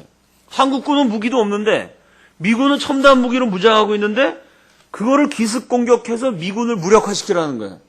그리고 방공포를 빼내라는 거예요. 이게 말이 안 되죠. 그 이승만이 이렇게 얘기했어요. 방법은 각자 알아서 하라. 단 배치시켜줘요. 부대별로. 니네 부대는 여기 거제도, 너네는 부산, 너네는 영천. 단 우리 동포들을 구출하지 못한 부대는 전원 자결하라. 무시무시한 명령이죠. 네 목숨을 걸고 북한으로 보내지면 학살당할 방공포로 북한군을 살려내라. 위대한 대통령입니다. 동시에 위대한 군인이 있었어요. 대한민국 왜 공산화 안 됐느냐? 대통령만 위대해서가 아니에요. 위대한 군인이 있었어요. 6.25 전쟁은 세계적인 전쟁입니다. 왜? 전쟁하다가 분리하면 다 항복하거든요. 싸우다가 개죽음을 하느니 항복해서 포로 되는 게 낫잖아요. 그죠? 중국 땅에서 국공내전이 벌어졌고 국민당, 공산당 싸울 때는요. 공산군이 많아졌을 때 100만, 국민군이 많이 줄어들었을 때 600만, 100만 대 600만이 싸워. 6배 많았는데도 공산당이 하도 잘 싸워갖고 국민당이 밀리니까요. 하루에 1개 사단씩 항복했어요. 1개 사단. 하루에 10,000명씩 항복했어요. 사단장들이 부하들을 다 이끌고 공산군을 항복하는 거예요. 6.25 전쟁이 왜 위대한 전쟁이냐? 중국에서는 하루에 1개 사단씩 항복했는데 6.25 전쟁 3년 동안 대한민국 군인은 부대 단위로 항복한 부대는 하나도 없어요. 1개 소대도 항복하지 않았어요. 싸우다가 잡힌 부대는 있어도 한 소대, 한 중대, 한 대대, 한 연대 아주 작은 부대라도 항복한 부대가 하나도 없어요. 끝까지 싸웠어요. 그러니까 하나님이 이 나라를 지켜주신 겁니다. 대통령도 위대했지만 국민도 위대했어요. 대한민국 국군도 위대했어요. 대통령이 야 미군을 기습공격해서 무기 다 뺏고 우리 동포들 석방시켜. 못한 놈은 자살해. 이러면 지금 같으면 타령하겠죠. 군인들이. 아니 대통령이 자살하라고 인권 유린입니다. 대한민국 국군은 그 말을 듣고 오히려 용기 100배였어요. 야 우리 대통령 멋있다. 대통령 할아버지 최고다. 우리나라 지키기 위해서 김일성이랑 싸우고 소련과 싸우고 중국과 싸우고 마지막에 우리 대한민국을 지켜준 미국과도 싸우는구나. 그리고 대한민국 국군들이 오히려 용기 100배 해가지고 전략을 짰어요. 어떻게 미군을 물칠 것이냐. 기발한 아이디어가 많은데 그중에 제일 히트친 게 하나 있어요. 미군이 딱 총을 들고 있는데 아침에 한국 병사가 지나가요. 굿모닝 인사를 해요. 그러니까 미국 애가 또 미국 사람들이 이렇게 친절하거든요. 야, 저 코리안 보이가 오늘 나한테 웃으면서 인사하네? 좋은 일 있나? 굿모닝 하고 미국 애가 딱 인사해요. 악수를 할 것처럼 다가가요. 그 총 들고 지키던 미군이 다가오니까 악수하려고 경계가 이렇게 느슨해지겠죠. 그래서 악수하려고 손을 딱 내미는 순간 이상재 선생이 옷소매에서 젓가락을 꺼내듯이 우리 한국군이 준비해 나간 비장의 무기 옷소매에서 악수하는 것처럼 손을 내밀면서 고춧가루를 꺼내가지고 미군의 눈과 코에다가 확 부었어요. 빨간 물질이 확 날아오니까 미군이 순간적으로 정신을 잃었겠죠. 고춧가루를 뿌려서 미군을 기절시킨 다음에 총을 뺏었어요. 그리고 27,000명이 넘는 방공포로를 탈출시켰어요. 그때 탈출된 사람이 27,614명인가 그래요. 위대한 국군이죠. 예, 제가 이 방공포로 사건이 얼마나 위대한 건지 미국에서 아주 실감을 했어요. 제 미국 친구가 있는데 나이가 50이 넘었어요. 한국에서는 연세가 많으시면 존댓말 써야 되는데 미국은 뭐 50살이든 60살이든 존, 뭐 메리 뭐 이렇게 다 이래요. 한국은 존하고 메리가 개죠. 그러니까 미국은 다 그냥 이름 불러요. 제 친구가 50이 넘은 분이었는데 어느 날 저희 집에 한번 놀러 왔어요. 그래서 제가 야, 너 코리안 푸드를 한번 먹어봐라. 한국 음식을 줬어요. 이게 다 먹는데 얘가 끝까지 안 먹는 게 두 개가 있어요. 딱 멸치를 보고 못 먹어요. 이 조그만 애를 어떻게 먹냐는 거예요. 불쌍해갖고 내가 얘는 작은 애가 아니야. 얘는 어른이야. 어른. 어른인데 원래 등치가 작은 거니까 먹어봐. 그랬더니 멸치를 딱 먹어보더니 야, 신기하다고. 조그만 건데 뭐 눈도 맛이 있고 뭐 뼈도 있고 거기 다 있네. 야, 너 어떻게 그 맛을 다 느꼈냐. 마지막에 제가 김치를 먹어보라 했어요. 뉴욕 같은 데는 그 미국 사람들이 김치 잘 먹습니다. 제가 있었던 그 텍사스의 시골 사는 녀석이라 황인종을 본 적이 없는 백인 동네에 사는 그 친구라 김치를 보더니 굉장히 망설이는 거예요. 내가 막 계속 꼬셨어요. 네가 김치를 안 먹으면 어디 가서 절대 한국 음식 먹었단 말을 못한다. 네가 딴 거 먹은 건 다 무효가 된다. 이 김치는 세계의 4대 건강식품이다. 우리 한국이 5,000년 고난을 이겨낸 에너지가 이 김치에 있다. 막 이러면서 제가 이거 먹으러 막 권했어요. 이 친구가 수업을 툭 하더니 주여 그런 기도를 한번 딱 하더니 김치를 딱 집어갖고 먹어요. 입에 딱 넣자마자 뭐냐면 파이어! 불이 났다는 거야. 입에 막 너무 맵다고. 얼마나 이 친구가 매워갖고 막 그냥 막 물을 마시고 막 그냥 난리를 치는지요. 이 친구가 머리가 대머리였어요. 김치를 먹더니 뒤통수까지 빨개져요. 너무 놀래가지고. 여러분 지금 2000년이 넘었는데 이렇게 미국 사람들이 매운 거 못 먹는데요. 1953년 6월 18일 날 총 들고 지키고 있는 미군의 코에다가 고춧가루 확 부었으니 미국 애들이 얼마나 놀랬겠어요. 그날 한국군이 고춧가루를 뿌려갖고 미군을 제압하고 27,000명을 석방시켰을 때 유엔군 사령관이 클라크예요. 클라크 사령관한테 그 미군 부관이 큰일 났습니다 장군님 이러고 보고서를 올렸는데 이 빨간 게 확 나오면서 정신을 잃었거든요. 뭐라고 썼냐면 한국군이 붉은 물질을 투척하여 미군을 무력화시켰습니다. 이렇게 썼어요. 이게 공식 보고서에 있어요. 미국 유엔군 클라크 사령관이 하도 놀래가지고 담배를 피다가 파이프를 떨어뜨렸다 그러죠. 클라크 사령관이 그것 때문에 미국 청문회에 불려갔어요. 아니 세계에서 제일 강한 미군이 고춧가루를 맞아갖고 27,000명의 포로를 뺏겼다는 게 말이 되냐 이래갖고 고생을 엄청 많이 했어요. 근데 그 클라크 장군이 나중에 뭐라 그러냐면 내가 세상에서 제일 존경하는 인물은 닥터 승만리, 미국의 이승만 박사다. 이승만 때문에 내가 고생을 했지만 자기 나라 국민을 살리기 위해서 세계 최강대국 미국과 싸운 그 용기에 내가 찬사를 보낸다. 사실 클라크 사령관도 독실한 기독교인이었어요. 이승만 때문에 청문회도 불려갔지만 이렇게 존경을 한 거죠. 자, 이렇게 해서 27,000명을 석방하니까 이게 세계적인 뉴스가 됐겠죠. 아니 미국이 3년이나 한국을 도와줬는데 한국군이 미국을 공격했어요. 휴전협정을 다 파토가 났어요. 그러니까 27,000명의 방공포로가 석방을 해버리니까 공산주의 국가는 어떻게 생각했겠어요? 저 미국 놈들이 약속 오겠다. 휴전협정하고 쌍방이 포로 교환하기로 했는데 설마 이승만이가 미국한테 얘기도 안 하고 독자적으로 포로 풀어주지 않고 아마 미국하고 이승만이 짜고 풀어줬을 거다. 왜? 공산주의 국가는 소련의 명령 듣는 꽁뚜각시 국가거든요. 대한민국 대통령이 미국하고 싸울 거라고 생각 못하는 거예요. 저 미국 놈들이 거짓말 쳤다. 휴전협정 이제 없다. 북한 쪽에서 북한, 중국, 소련이 그렇게 나오겠죠. 전 세계 언론들은 야 이게 어떻게 된 거야 도대체. 아니 저 조그만 나라 대통령이 감히 세계 최강대국 그것도 자기 나라를 3년씩이나 도와준 미군을 공격해? 총 한 자루 없는 한국군이? 그래서 27명을 구출했다고 대단한 건데 아니 세계 최강의 미군을 무력화시키고 무려 27,000명의 포로를 구출해? 이야 이승만 대단하다. 이승만이 세계 아주 스타가 돼요. 전 세계 언론이 막 이걸 다 취재해요. 그러니 아이젠하워 대통령이 얼마나 화가 났겠어요. 1953년 6월 18일 아이젠하워 대통령이 성명서를 발표합니다. 이승만의 일방적인 행동은 약속 파기이다. 미국은 이승만이라는 또 다른 적을 만났다. 이렇게 발표해요. 미국의 적이 북한과 소련과 중국, 공산주의 국가인 줄 알았는데 이 코리아가 한국이 미국의 적이 됐다.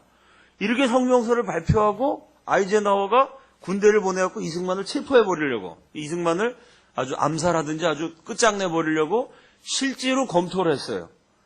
근데 여론이 이상하게 흘러가요. 왜? 이승만이 방공포를 석방하니까 전 세계 언론이 다 한국을 취재하러 오잖아요. 이승만이 이걸 딱 준비하고 있다가 방공포로 석방하고 전 세계 주요 언론사에 이승만이 유창한 영어로 쓴 원고를 다 보내요. 내가 방공포로를 석방할 수밖에 없는 이유, 내가 3년 동안 대한민국을 도와준 미국을 뒤통수를 때릴 수밖에 없었던 이유, 이거를 영어로 쫙 써갖고 명문장으로 써갖고 보내요. 또 이승만이 직접 연설을 해요. 내가 왜 방공포로 석방했느냐. 그거를 유창한 영어로 연설해서 테이프를 전 세계에 뿌려요. 그러니까 전 세계에서는 그렇지 않아도 한국 와서 취재해야 되는데 이승만이 테이프 보내주고 원고를 보내주니까 그걸 신문마다 일면에 다 실어요. 방송국마다 이승만의 연설을 틀어줘요. 그 연설이 뭐냐면 이승만은 동양인으로서는 최초로 국제법 박사가 되신 분입니다. 웬만한 미국 대통령, 미국 역사학자, 대학 교수보다 미국 역사를 잘 알았어요. 이 한국 대통령이 미국 역사를 영어로 쫙 얘기하는 거예요. 미국 니네가 언제부터 강대국이냐. 원래 미국 너네들은 저 유럽에서 살기 어려운 사람, 박해받던 청교도들, 신앙의 자유를 찾아 도망쳐 나온 난민들이 세운 나라가 미국이 아니냐. 실제로 미국이 메이플라워 타고 미국의 기독교인들이, 영국 기독교인들이 미국에 와가지고 첫 겨울을 지낼 때 절반 이상이 굶어 죽어요. 전염병 걸려 죽어요. 그렇게 비참하고 가난했던 나라입니다. 니들이 전염병 걸려 죽고 굶어 죽고 인디언 습격받아 죽는 미국은 원래 이렇게 가난하고 비참한 나라였다. 그런데 미국 사람들이 굶어 죽으면서도 제일 먼저 교회를 세워요. 자식들을 기독교를 가르쳐요. 무릎 꿇고 기도해요. 그리고 이승만이 딱 적어요. 굶어 죽고 비참하던 유럽에서 도망쳐 나온 가난한 사람들이 세운 미국이 하나님께 무릎 꿇고 기도했을 때 하나님이 그 기도를 들으셔서 미국을 축복하셨다. 그래서 지금 미국이 강대국이 됐다. 지금 우리나라 코리아는 5,000년 우상 숭배하다가 지금 기독교를 믿고 예수 믿는 나라로, 기도하는 나라로 나라를 세워보려고 한번 애를 써갖고 대한민국 건국을 했다. 근데 좀 이따 좀 무신론 공산주의자들이 쳐들어갖고 나라가 망하게 생겼다. 이승만이 간략하겠어요. 미국 사람들한테 질문해. 그러면 미국을 강대국 되게 하신 하나님의 뜻이 어디 있겠느냐. 너네들도 못 사는 나라였고 굶어 죽었는데 기도해서 강대국이 됐으면 똑같이 가난하고 못 살았던 한국이 기도하면서 5,000년 만에 늘 강대국한테 짓밟혀왔던 약소국이 한번 살아보자고 몸부림칠 때 미국이 도와주는 게 하나님 뜻 아니겠냐. 공산당이 쳐들어와서 전 국민이 다 죽게 생겼으면 미국 기독교 국가가 이런 약한 나라 도와주라고 하나님 미국 강대국 되게 한 게 아니냐. 근데 한 3년 전쟁하다가 조금 미국 젊은이들 많이 죽었다고 지금 미군 철수하고 도망가? 갈 테면 가라. 겁쟁이는 가라. 겁쟁이 미국은 물러가서 하나님의 저주를 받을지어다. 이렇게 했어요. 그 뭐라고 썼냐면은 We have a right of suicide. 우리에게는 자살할 권리가 있다. 이거 무슨 얘기죠? 겁쟁이 미국은 가서 하나님의 저주나 받고 우리 용맹한 한국인들은 마지막 한 사람까지 끝까지 싸우다가 죽겠다. 지금 미군이 철수하면 한국군 혼자 공산당 싸우는 건 자살행위죠. 자살행위처럼 보일지라도 우리에게는 자살할 권리가 있다. 비겁하게 물러나느니 끝까지 싸우다가 죽겠다. 이런 명연설을 해요. 논문을 탁 써서 보내요. 이걸 막 미국 언론이 놀래갖고 막 대서특필하고 막 방송에서 계속 들어줘요. 하루 종일. 그럼 여러분이 이승만의 연설을 들은 사람 가운데 은혜를 받은 사람이 있을까요? 없을까요? 주로 누가 은혜 받았겠어요? 미국의 기독교인들이. 미국의 목사님들이 먼저 이승만 지지성명을 발표해. 옳다. 이승만 말이 옳다. 하나님이 미국을 축복하셔서 강대국 되게 하셨으면은 기독교를 전파하고 공산당을 막아야지. 기독교 국가 미국이 공산당이 무섭다고 도망치면 누가 미국을 존경하겠냐. 이러고 미국의 목사님들이 이승만 지지성명을 발표해요. 미국의 몇 개 주의회에서 이승만을 지지한다. 미국은 이승만을 끝까지 포기하면 안 된다. 이승만 지지 성명을 몇 개 주의회에서 발표해. 이승만은 세계적인 스타가 됐어요. 왜? 사람 심리가 그게 있잖아요. 등치가 큰 깡패한테 조그만 꼬마가 있는 힘을 내서 싸우면 지나가는 사람들이 박수 쳐주잖아요. 그죠? 이 조그만 약소국이 막 미국하고 싸우니까 전 세계가 막 이승만한테 열광하고 박수치고 골리앗 앞에선 다윗처럼 이승만이 스타가 됐어요. 이승만 올라가고. 아이젠하워 대통령은 아주 그때 정치적인 위기를 맞습니다. 왜냐하면 미국인들이 딱 대통령을 볼 때 어떻게 보이겠어요? 첫째, 내가 한국전쟁 끝낸다. 이러고 대통령 됐는데 이승만한테 뒤통수 맞아갖고 한국전쟁 못 끝내요. 그러니까 한국전쟁 끝낸다고 해서 대통령 뽑아줬는데 저 우리 대통령 뭐 하는 거야? 아이젠하워 인기가 확 떨어져요. 또 하나의 문제. 3년 동안 이 조그만 코리아를 도와주느라고 미군이 150만 명이 왔어요. 5만 명이 죽고 10만 명이 다쳤어요. 있는 거 없는 거 다 돈 모아갖고 한국 국민 3천만 먹여 살렸어요. 이렇게 미국이 한국을 도와주고 한국한테 배신당해서 고춧가루나 맞았어요. 이런 미국 사람들이 자기 나라 대통령 볼 때, 야, 이 아이젠하워 대통령 한심하다. 아니, 세계 최강대국 미국 대통령이 저 조그만 나라 코리아 대통령한테 질질 끌려가는 거 보니까 저거 바보 아니야? 이래갖고 아이젠하워 인기는 떨어져요. 이대로 갔다간 아이젠하워가 이게 자기가 아주 대통령 하기가 어려울 지경까지 돼요. 실제로 정치적 위기에 몰려요. 6월 18일 날 아이젠하워가 미국은 이승만이라는 또 다른 적을 만났다. 이렇게 놓고 하루 만에 6월 19일 날 바로 꼬리를 내려요. 이승만 인기가 올라오고 자기 떨어지니까 뭐라고 했냐면 우리는 한국으로부터 절대 퇴장해서는 안 되며 공산주의자들이 한국을 차지하도록 결코 방치해서도 안 된다. 미국은 끝까지 이승만을 지원한다. 하루 만에 말을 바꿔요. 그거 아이젠하워가 이승만을 달래기 위해서 어쨌든 빨리 전쟁을 끝내야 본인이 공약을 지킬 수 있으니까요. 미국 최고의 외교관 로버트슨을 특사로 파견해요.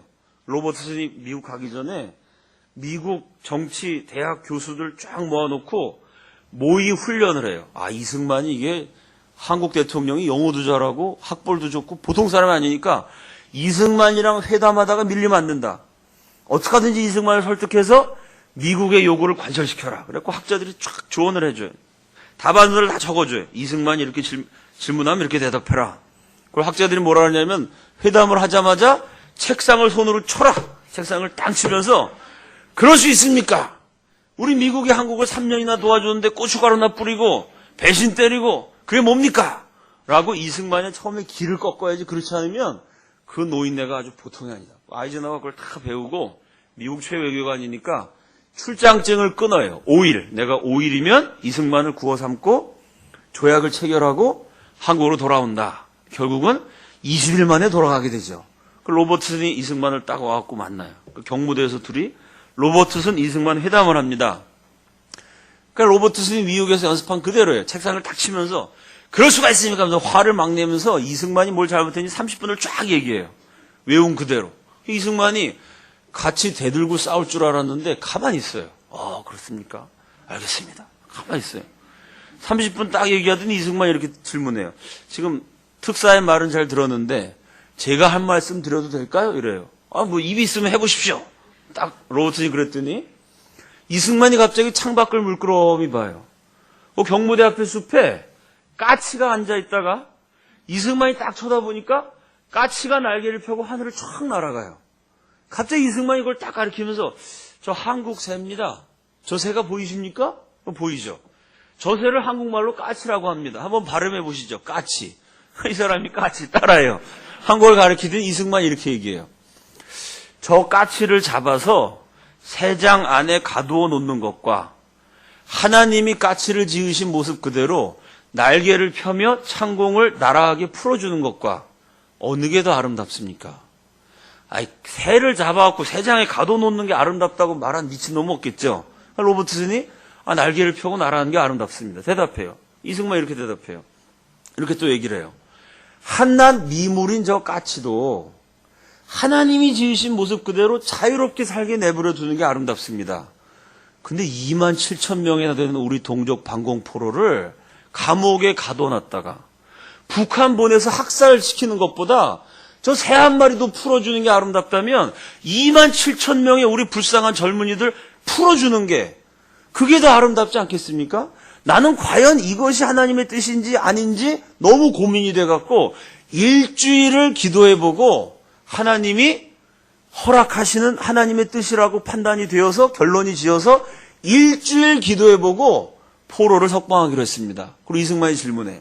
나는 일주일 기도했는데 자네는 며칠 기도했나? 이렇게 질문을 해요.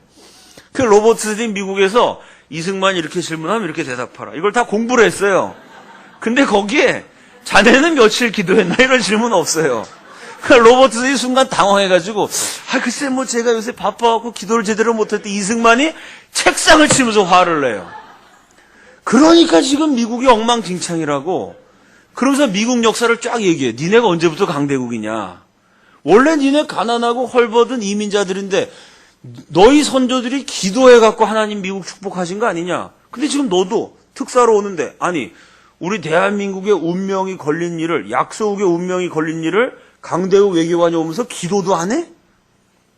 기도도 안 하고 니네 마음대로 대한민국을 요리해? 그게 과연 하나님의 뜻이냐? 갈 테면 가라. 미국에 하나님의 저주가 있을지어다. 뭐 이러면서 너 오늘 집에 가갖고 기도하고 내일 다시 와. 이러고 3시간을 미국 역사를 쫙 강의를 해요. 그러고 쫓아내버려요. 로버트슨이 한만 맞고 집에 와가지고 이승만이 아니라 워싱턴 국무부에 전보를 보냅니다. 이제 회담했으니까 장관한테 회담 결과를 보고해야 되죠. 근데 1953년 6월, 그날이 26일인데, 6월 26일자 전보가 기밀 문서가 해제돼가지고 일반에 공개가 됐어요. 실제로 그 자료가 누구든지 가면 볼 수 있어요. 미국 가면은. 거기 뭐라고 썼냐면은, 이승만은 책략이 풍부하고 빈틈이 없는 인물이다. 이승만은 미국을 궁지에 몰아넣었고, 자신이 미국을 난처하게 만들었다는 것을 잘 알고 지금 이 상황을 즐기고 있다. 이렇게 썼어요. 그러니까 이승만이 미국을 가지고 논다는 얘기죠. 그 다음날 또 만났더니 또 이승만이 미국 역사 쭉 얘기하면서 갈 테면 가라. 겁쟁이는 가라. 결국 20일 동안 회담을 18번을 해요. 18번에 걸쳐서 로버트슨이 이승만한테 야단을 맞아요. 계속. 니들이 그래갖고 기독교 국가냐? 그게 강대국이 할 짓이냐? 약속이라고 그렇게 함부로 무시해? 좋다. 갈 테면 가라. 우린 싸우다가 죽는다. 이러니 이게 이승만은 어떻게 이길 수가 없어요. 결국 아이젠하워 대통령이 로버트슨에게 명령을 내립니다. 이승만이 원하는 대로 다 해줘라. 그래서 1953년에 기가 막힌 한미동맹을 맺어요. 그 조약의 이름이 뭐냐면 한미 상호 방위 조약이에요. 이게 이승만이 원한 거예요. 여러분 이 이름이 얼마나 우습습니까? 미국이 일방적으로 한국을 도와주는 거예요, 내용은. 근데 제목은 뭐냐면 상호 방위 조약이에요. 이거 무슨 얘기예요? 미국이 위태로우면 우리 한국이 도와준다. 미국이 살다가 너무 어려우면 너무 고민하지 말고 도와달라고 요청하면 우리가 미국 지켜줄게. 상호 방위 조약이에요. 한국이 미국을 지켜준다는 얘기예요. 이건 무슨 얘기입니까? 약소국이지만 미국한테 숙이지 않고 대등한 입장에서 조약을 맺었어요. 한미 상호 방위조. 이게 세계 하나밖에 없는 이승만의 발명품이죠. 세계 최강대국과 최약소국이 서로 지켜주기로 조약을 맺었어요. 이게 아주 위대한 업적이죠. 그 다음 장면은요. 이게 방공포로 석방시키고 딱 방공포로를 놓고 이승만이 딱 이 사진을 전 세계에 뿌렸어요. 얼마나 모습이 당당해요. 딱 이승만이 방공포로 석방시켜서 줄 딱 세우고 순찰 도는 거야. 너희 이제부터 대한민국 국민이야. 우리는 끝까지 싸울 거야. 이 사진을 보고 많은 외국인들이 감동을 받죠. 야, 저 약소국 대통령이 자기 나라 국민 진짜 사랑한다. 사실 이 사람들이 공산군이거든요. 대한민국 향해서 총 쏜 사람들이에요. 근데 이승만이 구출했어요. 왜? 전쟁을 일으킨 김일성이가 나쁜 놈이지 일반 백성들은 무슨 죄가 있냐. 북한 동포는 구출해야지. 그 사람들 잘못이 없다. 이승만의 배짱에 전 세계가 감동받은 거죠. 그 다음 장면은요. 윗줄 다 함께 읽어봅시다. 시작. 요 두 줄이요. 한미 상호 방위 조약의 핵심 조약이에요. 한미 상호 방위 조약이 쭉 내용이 많은데 제일 핵심이 요겁니다. 미국이 한국을 아시아 민주주의의 전시장이 되게 한다. 여러분 자동차 전시장을 생각해 봅시다. 자동차 전시장에 최고급 차를 갖다 놓을까요? 고물차를 갖다 놓을까요? 최고급 차를 갖다 놓겠죠? 전시장을 지저분하게 할까요? 깨끗하게 할까요? 전시장은 깨끗해야 되고 잘 사는 것처럼 보여야 되고 고급으로 보여야 돼요. 이건 뭐냐? 미국이 한국을 아시아의 민주주의의 전시장이 되게 한다는 거예요. 공산주의 안 하고 민주주의 하면 얼마나 나라가 근사해질 수 있는지 한국이라는 전시장을 통해 아시아 여러 나라에 보여주겠다. 그럼 전시장은 깨끗해야 돼요. 전시장은 고급스러워야 돼요. 요 조항 때문에 한국이 잘 살 때까지 미국이 지원해줘요. 왜? 한국이라는 나라가 전시장이다. 근데 한국이 되게 가난해요. 그러면 전시장의 의미가 없잖아요. 이때부터 미국이 막대한 경제 원조를 퍼붓게 돼요. 왜? 전시장처럼 보여야 되니까 한국을 그럴듯하게 만들어요. 굶어 죽는 사람 없어야 되잖아요. 구호물자를 마구 퍼줘요. 이 아시아 민주주의 전시장이 되게 한다. 요 조약을 맺고 이승만이 사인을 해요. 사인 한번 딱 하고 미국한테 받은 달러가 그 당시 대한민국 1년 수출액의 34배를 일시불로 받아요. 그 돈으로 한국 경제가 이제 발전하기 시작한 거죠. 일어나기 시작한 거고. 또 돈을 달러를 받은 것보다 더 중요한 거는 굶어 죽지 않도록 전 국민 구호물자를 나눠줘 갖고 전쟁 끝난 다음에 10년 동안 대한민국 국민들이 굶어 죽지 않고 미국 구호물자로 먹고 살게 돼요. 이렇게 달러를 주고 구호물자 주고 더 중요한 거는 기술을 가르쳐줘요. 5,000년 동안 우리나라는 농사 짓는 기술밖에 없었어요.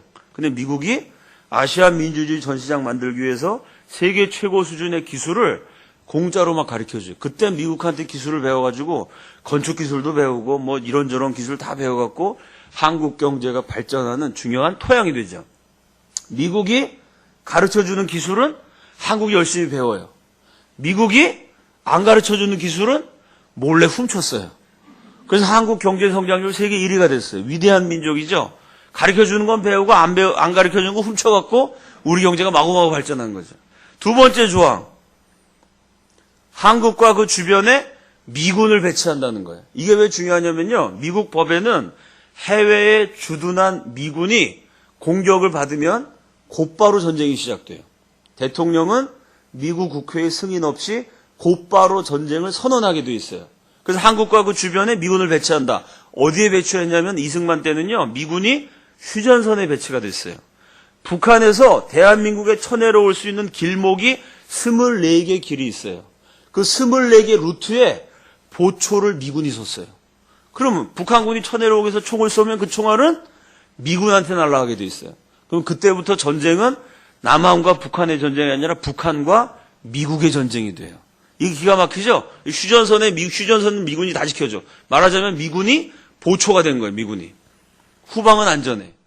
이래서 대한민국 60년 동안 지금 전쟁이 일어나지 않았죠. 그 전방에 휴전선에 미군을 배치했는데 그 휴전선에 배치된 미군을 모 대통령이 뒤로 다 빼버렸죠.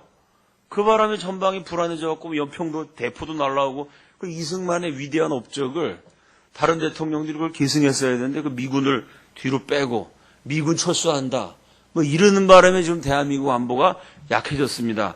원래 이승만의 계획은 미군을 휴전선을 지키는 거예요. 그래서 이승만 때까지 박정희 대통령 초기까지도 휴전선을 미군이 지켰어요. 북한이 쳐들어오는 24개 루트를 미군이 지켰어요. 이게 왜 중요하냐면요. 우리나라는 5,000년 동안 침략을 997번 받았습니다. 구체적으로 따지면요. 5년에 한 번 최하 500명이 죽어요. 13년에 한 번 1,000명 이상이 죽어요. 1,000명이 죽었다면 큰 싸움이죠. 5,000년 동안 5년에 한 번 전쟁 나서 500명이 죽고 13년에 한 번 1,000명 이상이 죽어요. 그게 무려 5,000년이에요. 근데 미군이 한국을 딱 지켜준 다음부터 지금 한미동맹 맺은 지 올해가 딱 60주년입니다. 이승만이 한미 상호 방위 조약 맺고 60년 동안 우리나라 5,000년 역사상 처음으로 전쟁이 없었어요. 제 말이 맞죠? 60년 동안 무슨 일이 있었나요? 한미 조약 1953년 한미동맹, 한미 상호 방위 조약 맺기 60년 전에 무슨 일이 있었냐면 청일 전쟁이 있었어요. 그 다음에 러일 전쟁, 그 다음 한일 합방, 그 다음에 만주사변, 그 다음에 중일 전쟁, 그 다음에 태평양 전쟁, 그 다음에 한국 전쟁. 이 전쟁 때 죽은 사람 다 합치면 한 7천만 명 돼요. 이게 다 한국 주변에서 일어났습니다. 청일 전쟁, 한국을 놓고 청나라 일본이 싸웠잖아요. 러일 전쟁, 러시아 일본이 싸웠죠. 한일 합방, 우리나라가 일본한테 망해갖고 100만 명 이상이 죽었어요. 6.25 전쟁 500만 명 이상이 죽었어요.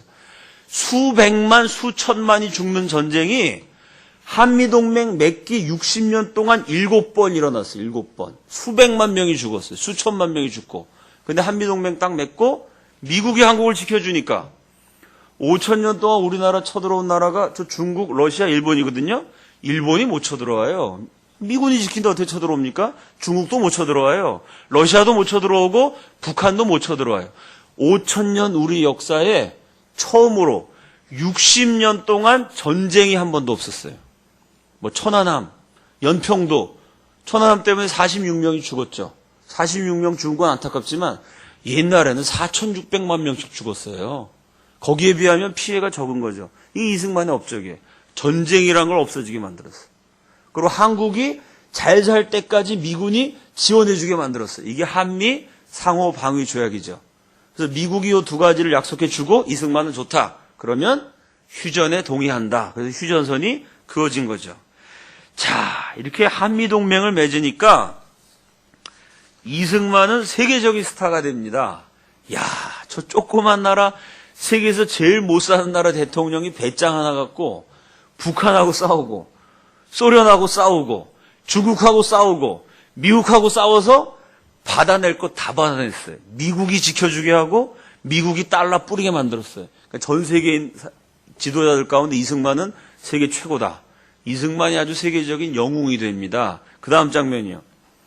이게 뭐냐면 뉴욕 브로드웨이에서 카 퍼레이드 하는 장면이에요. 미국 사람이 아닌 외국 지도자로서는 처음이자 마지막으로 세계의 수도라는 뉴욕에서 이승만이 카 퍼레이드를 해요. 지난번 박근혜 대통령이 뉴욕 갔어도 카 퍼레이드는 안 했죠? 미국 사람 가운데 이 워싱턴, 뉴욕에서 카 퍼레이드 한 사람이 메가더 장군, 2차 세계대전 승리를 이끌고, 그 다음에 이승만이.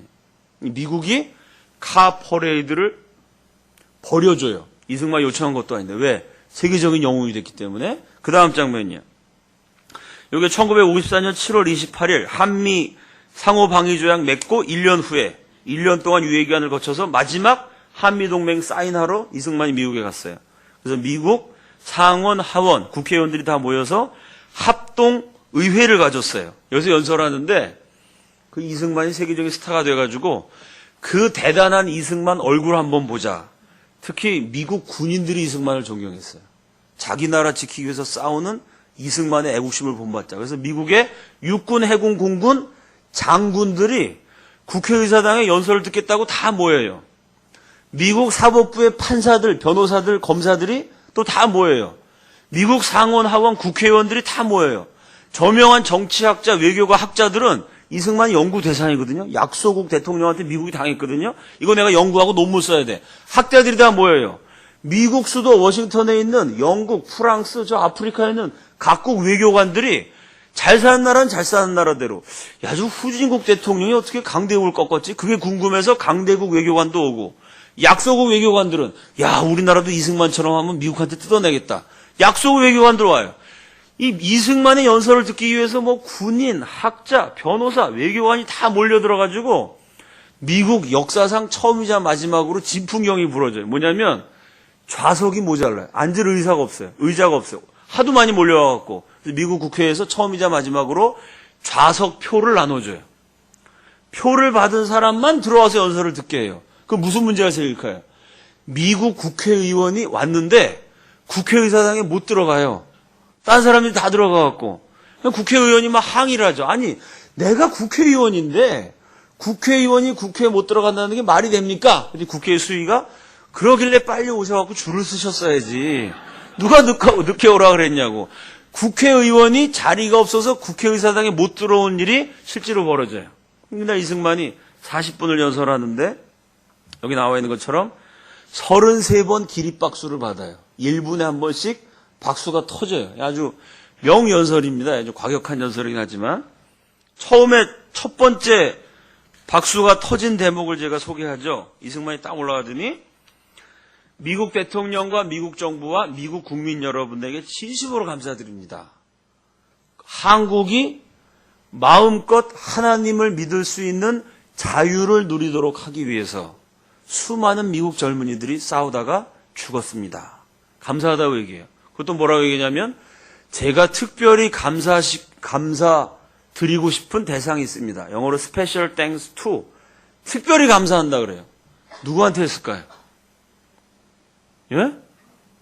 예, 하나님 말고 특별히 감사시키고 싶은 미국인들. 뭐라고 했냐면 Special thanks to all American mothers. 모든 미국의 어머니들에게 특별히 감사를 드립니다. 미국의 어머니들은 자신의 생명보다 소중히 여기는 그렇게 고이 길러낸 아들들을 우리 한국의 자유를 지키기 위해서 죽음의 전쟁터에 보내셨습니다. 이 연설을 듣는 미국 사람들 마음이 짠해졌겠죠. 미국 가서 아들이 죽고 아들이 불구자가 되고 그런 수많은 미국 어머니들이 텔레비를 보다가 막 눈물이 터져 나오겠죠. 막 엄마들이 막 울고 난리가 났어요. 이승만이 이렇게 얘기해요. 미국 어머니들이 보내준 그 미국의 아들들은 그 미국의 아들들과 한국의 아들들, 미국의 젊은이와 한국의 젊은이가 한국의 이름 모를 골짜기에서 같이 싸우다가 같이 쓰러졌습니다.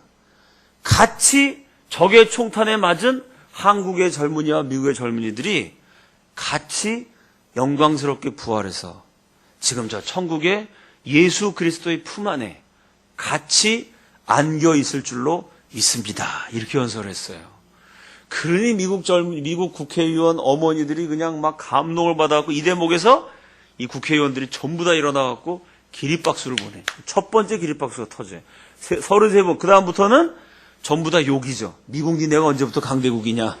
원래 못 사는 나라 아니냐. 그 기도해서 강대국 됐으면 한국을 도와줘야지. 그게 하나님 뜻 아니냐. 이러면서 이승만이 뭐라고 말했냐면 무슨 휴전협정이냐.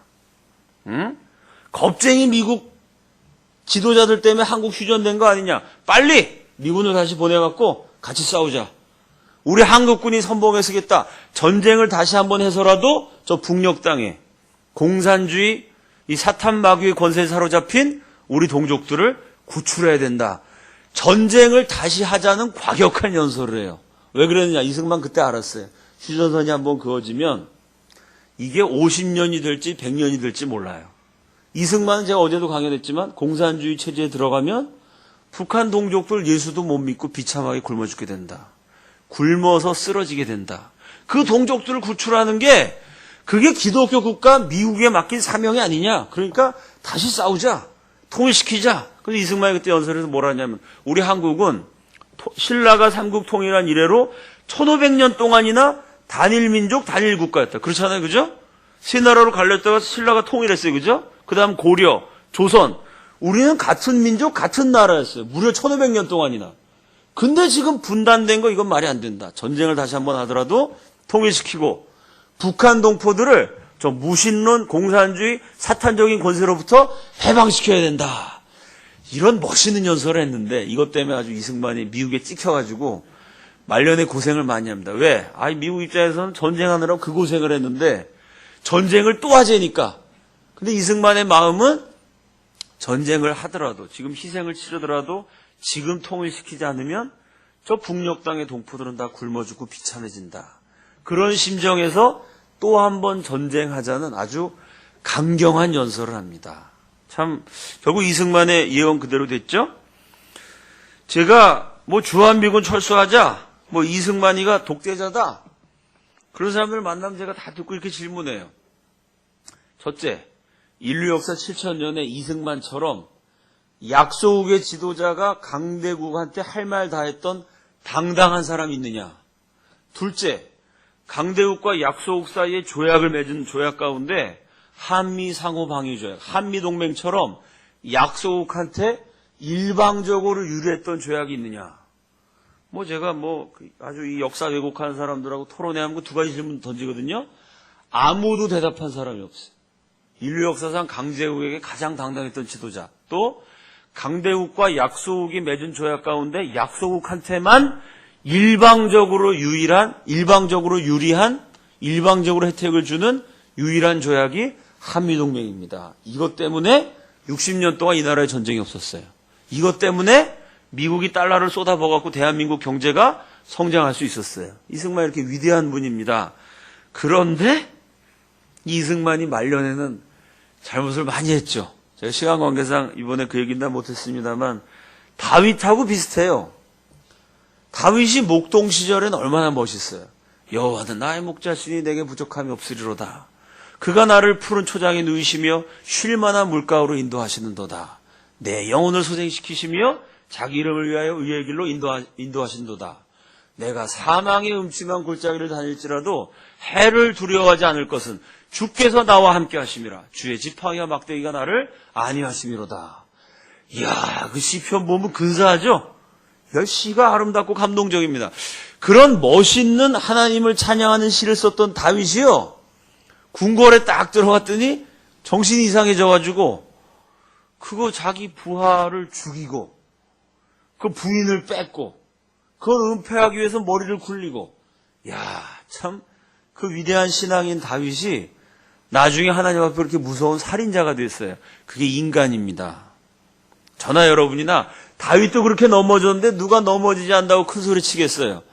조심해야 할 줄로 믿습니다.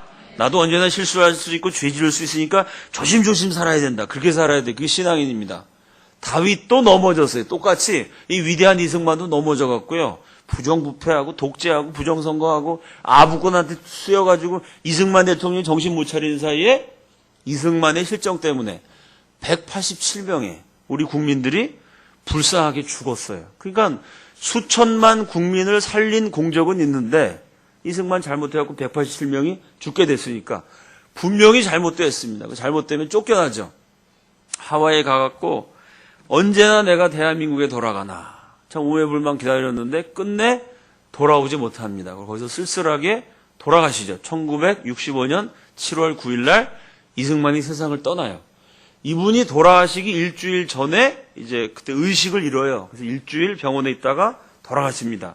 그래서 의식을 잃기 전에 점심 식사를 하셨어요. 점심을 딱 드시면서 기도를 하셨어요. 식사 기도를 하고 몇 숟갈 드시다가 오늘 피곤한데 그리고 2층에 올라가서 의식을 잃으셨어요. 그날 식사 때 드린 기도가 이분의 마지막 유언이 됐습니다. 그 마지막 기도가 우리나라가 해방된 다음에 이승만 박사가 특히 젊은이들에게 늘 설교했던 말씀이에요. 오늘 본문 갈라디아서 5장 1절. 그리스도께서 우리를 자유롭게 하려고 자유를 주셨으니 그러므로 굳건하게 서서 다시는 종의 멍에를 매지 말라. 이 구절을 특히 대학에 가면 대통령 할아버지가 늘 설교를 많이 하셨어요. 우리가 일본 놈들 노예였는데 예수님이 우리를 해방시켜 주셨습니다. 자유케 하셨습니다. 학생들 공부 열심히 하고 예수 잘 믿고 기도 열심히 하고 정신 똑바로 차려서 다시는 우리 민족이 종의 멍에를 매면 안 됩니다. 하나님이 독립을 주셨으니까 이 독립을 굳게 지키고 다시는 나라를 빼앗기면 안 됩니다. 이런 설교를 자주 하셨어요. 근데 마지막 그날의 식사 기도가 그 성경 구절을 인용한 기도였습니다. 하나님, 저는 너무나 늙고 지쳤습니다. 사랑하는 우리 민족을 위해서 더 이상 아무것도 할 수 없습니다. 우리 민족을 하나님께 맡깁니다. 다시는 종의 멍에를 매지 말게 하소서. 이 건국 대통령의 기도였습니다. 참 1899년 1월 30일 예수를 믿는 그날부터 1965년 7월 9일 마지막 날까지 위대한 업적도 남겼고 또 실수도 하셨어요. 중요한 건 이승만은 나라와 민족을 위해서 기도했습니다.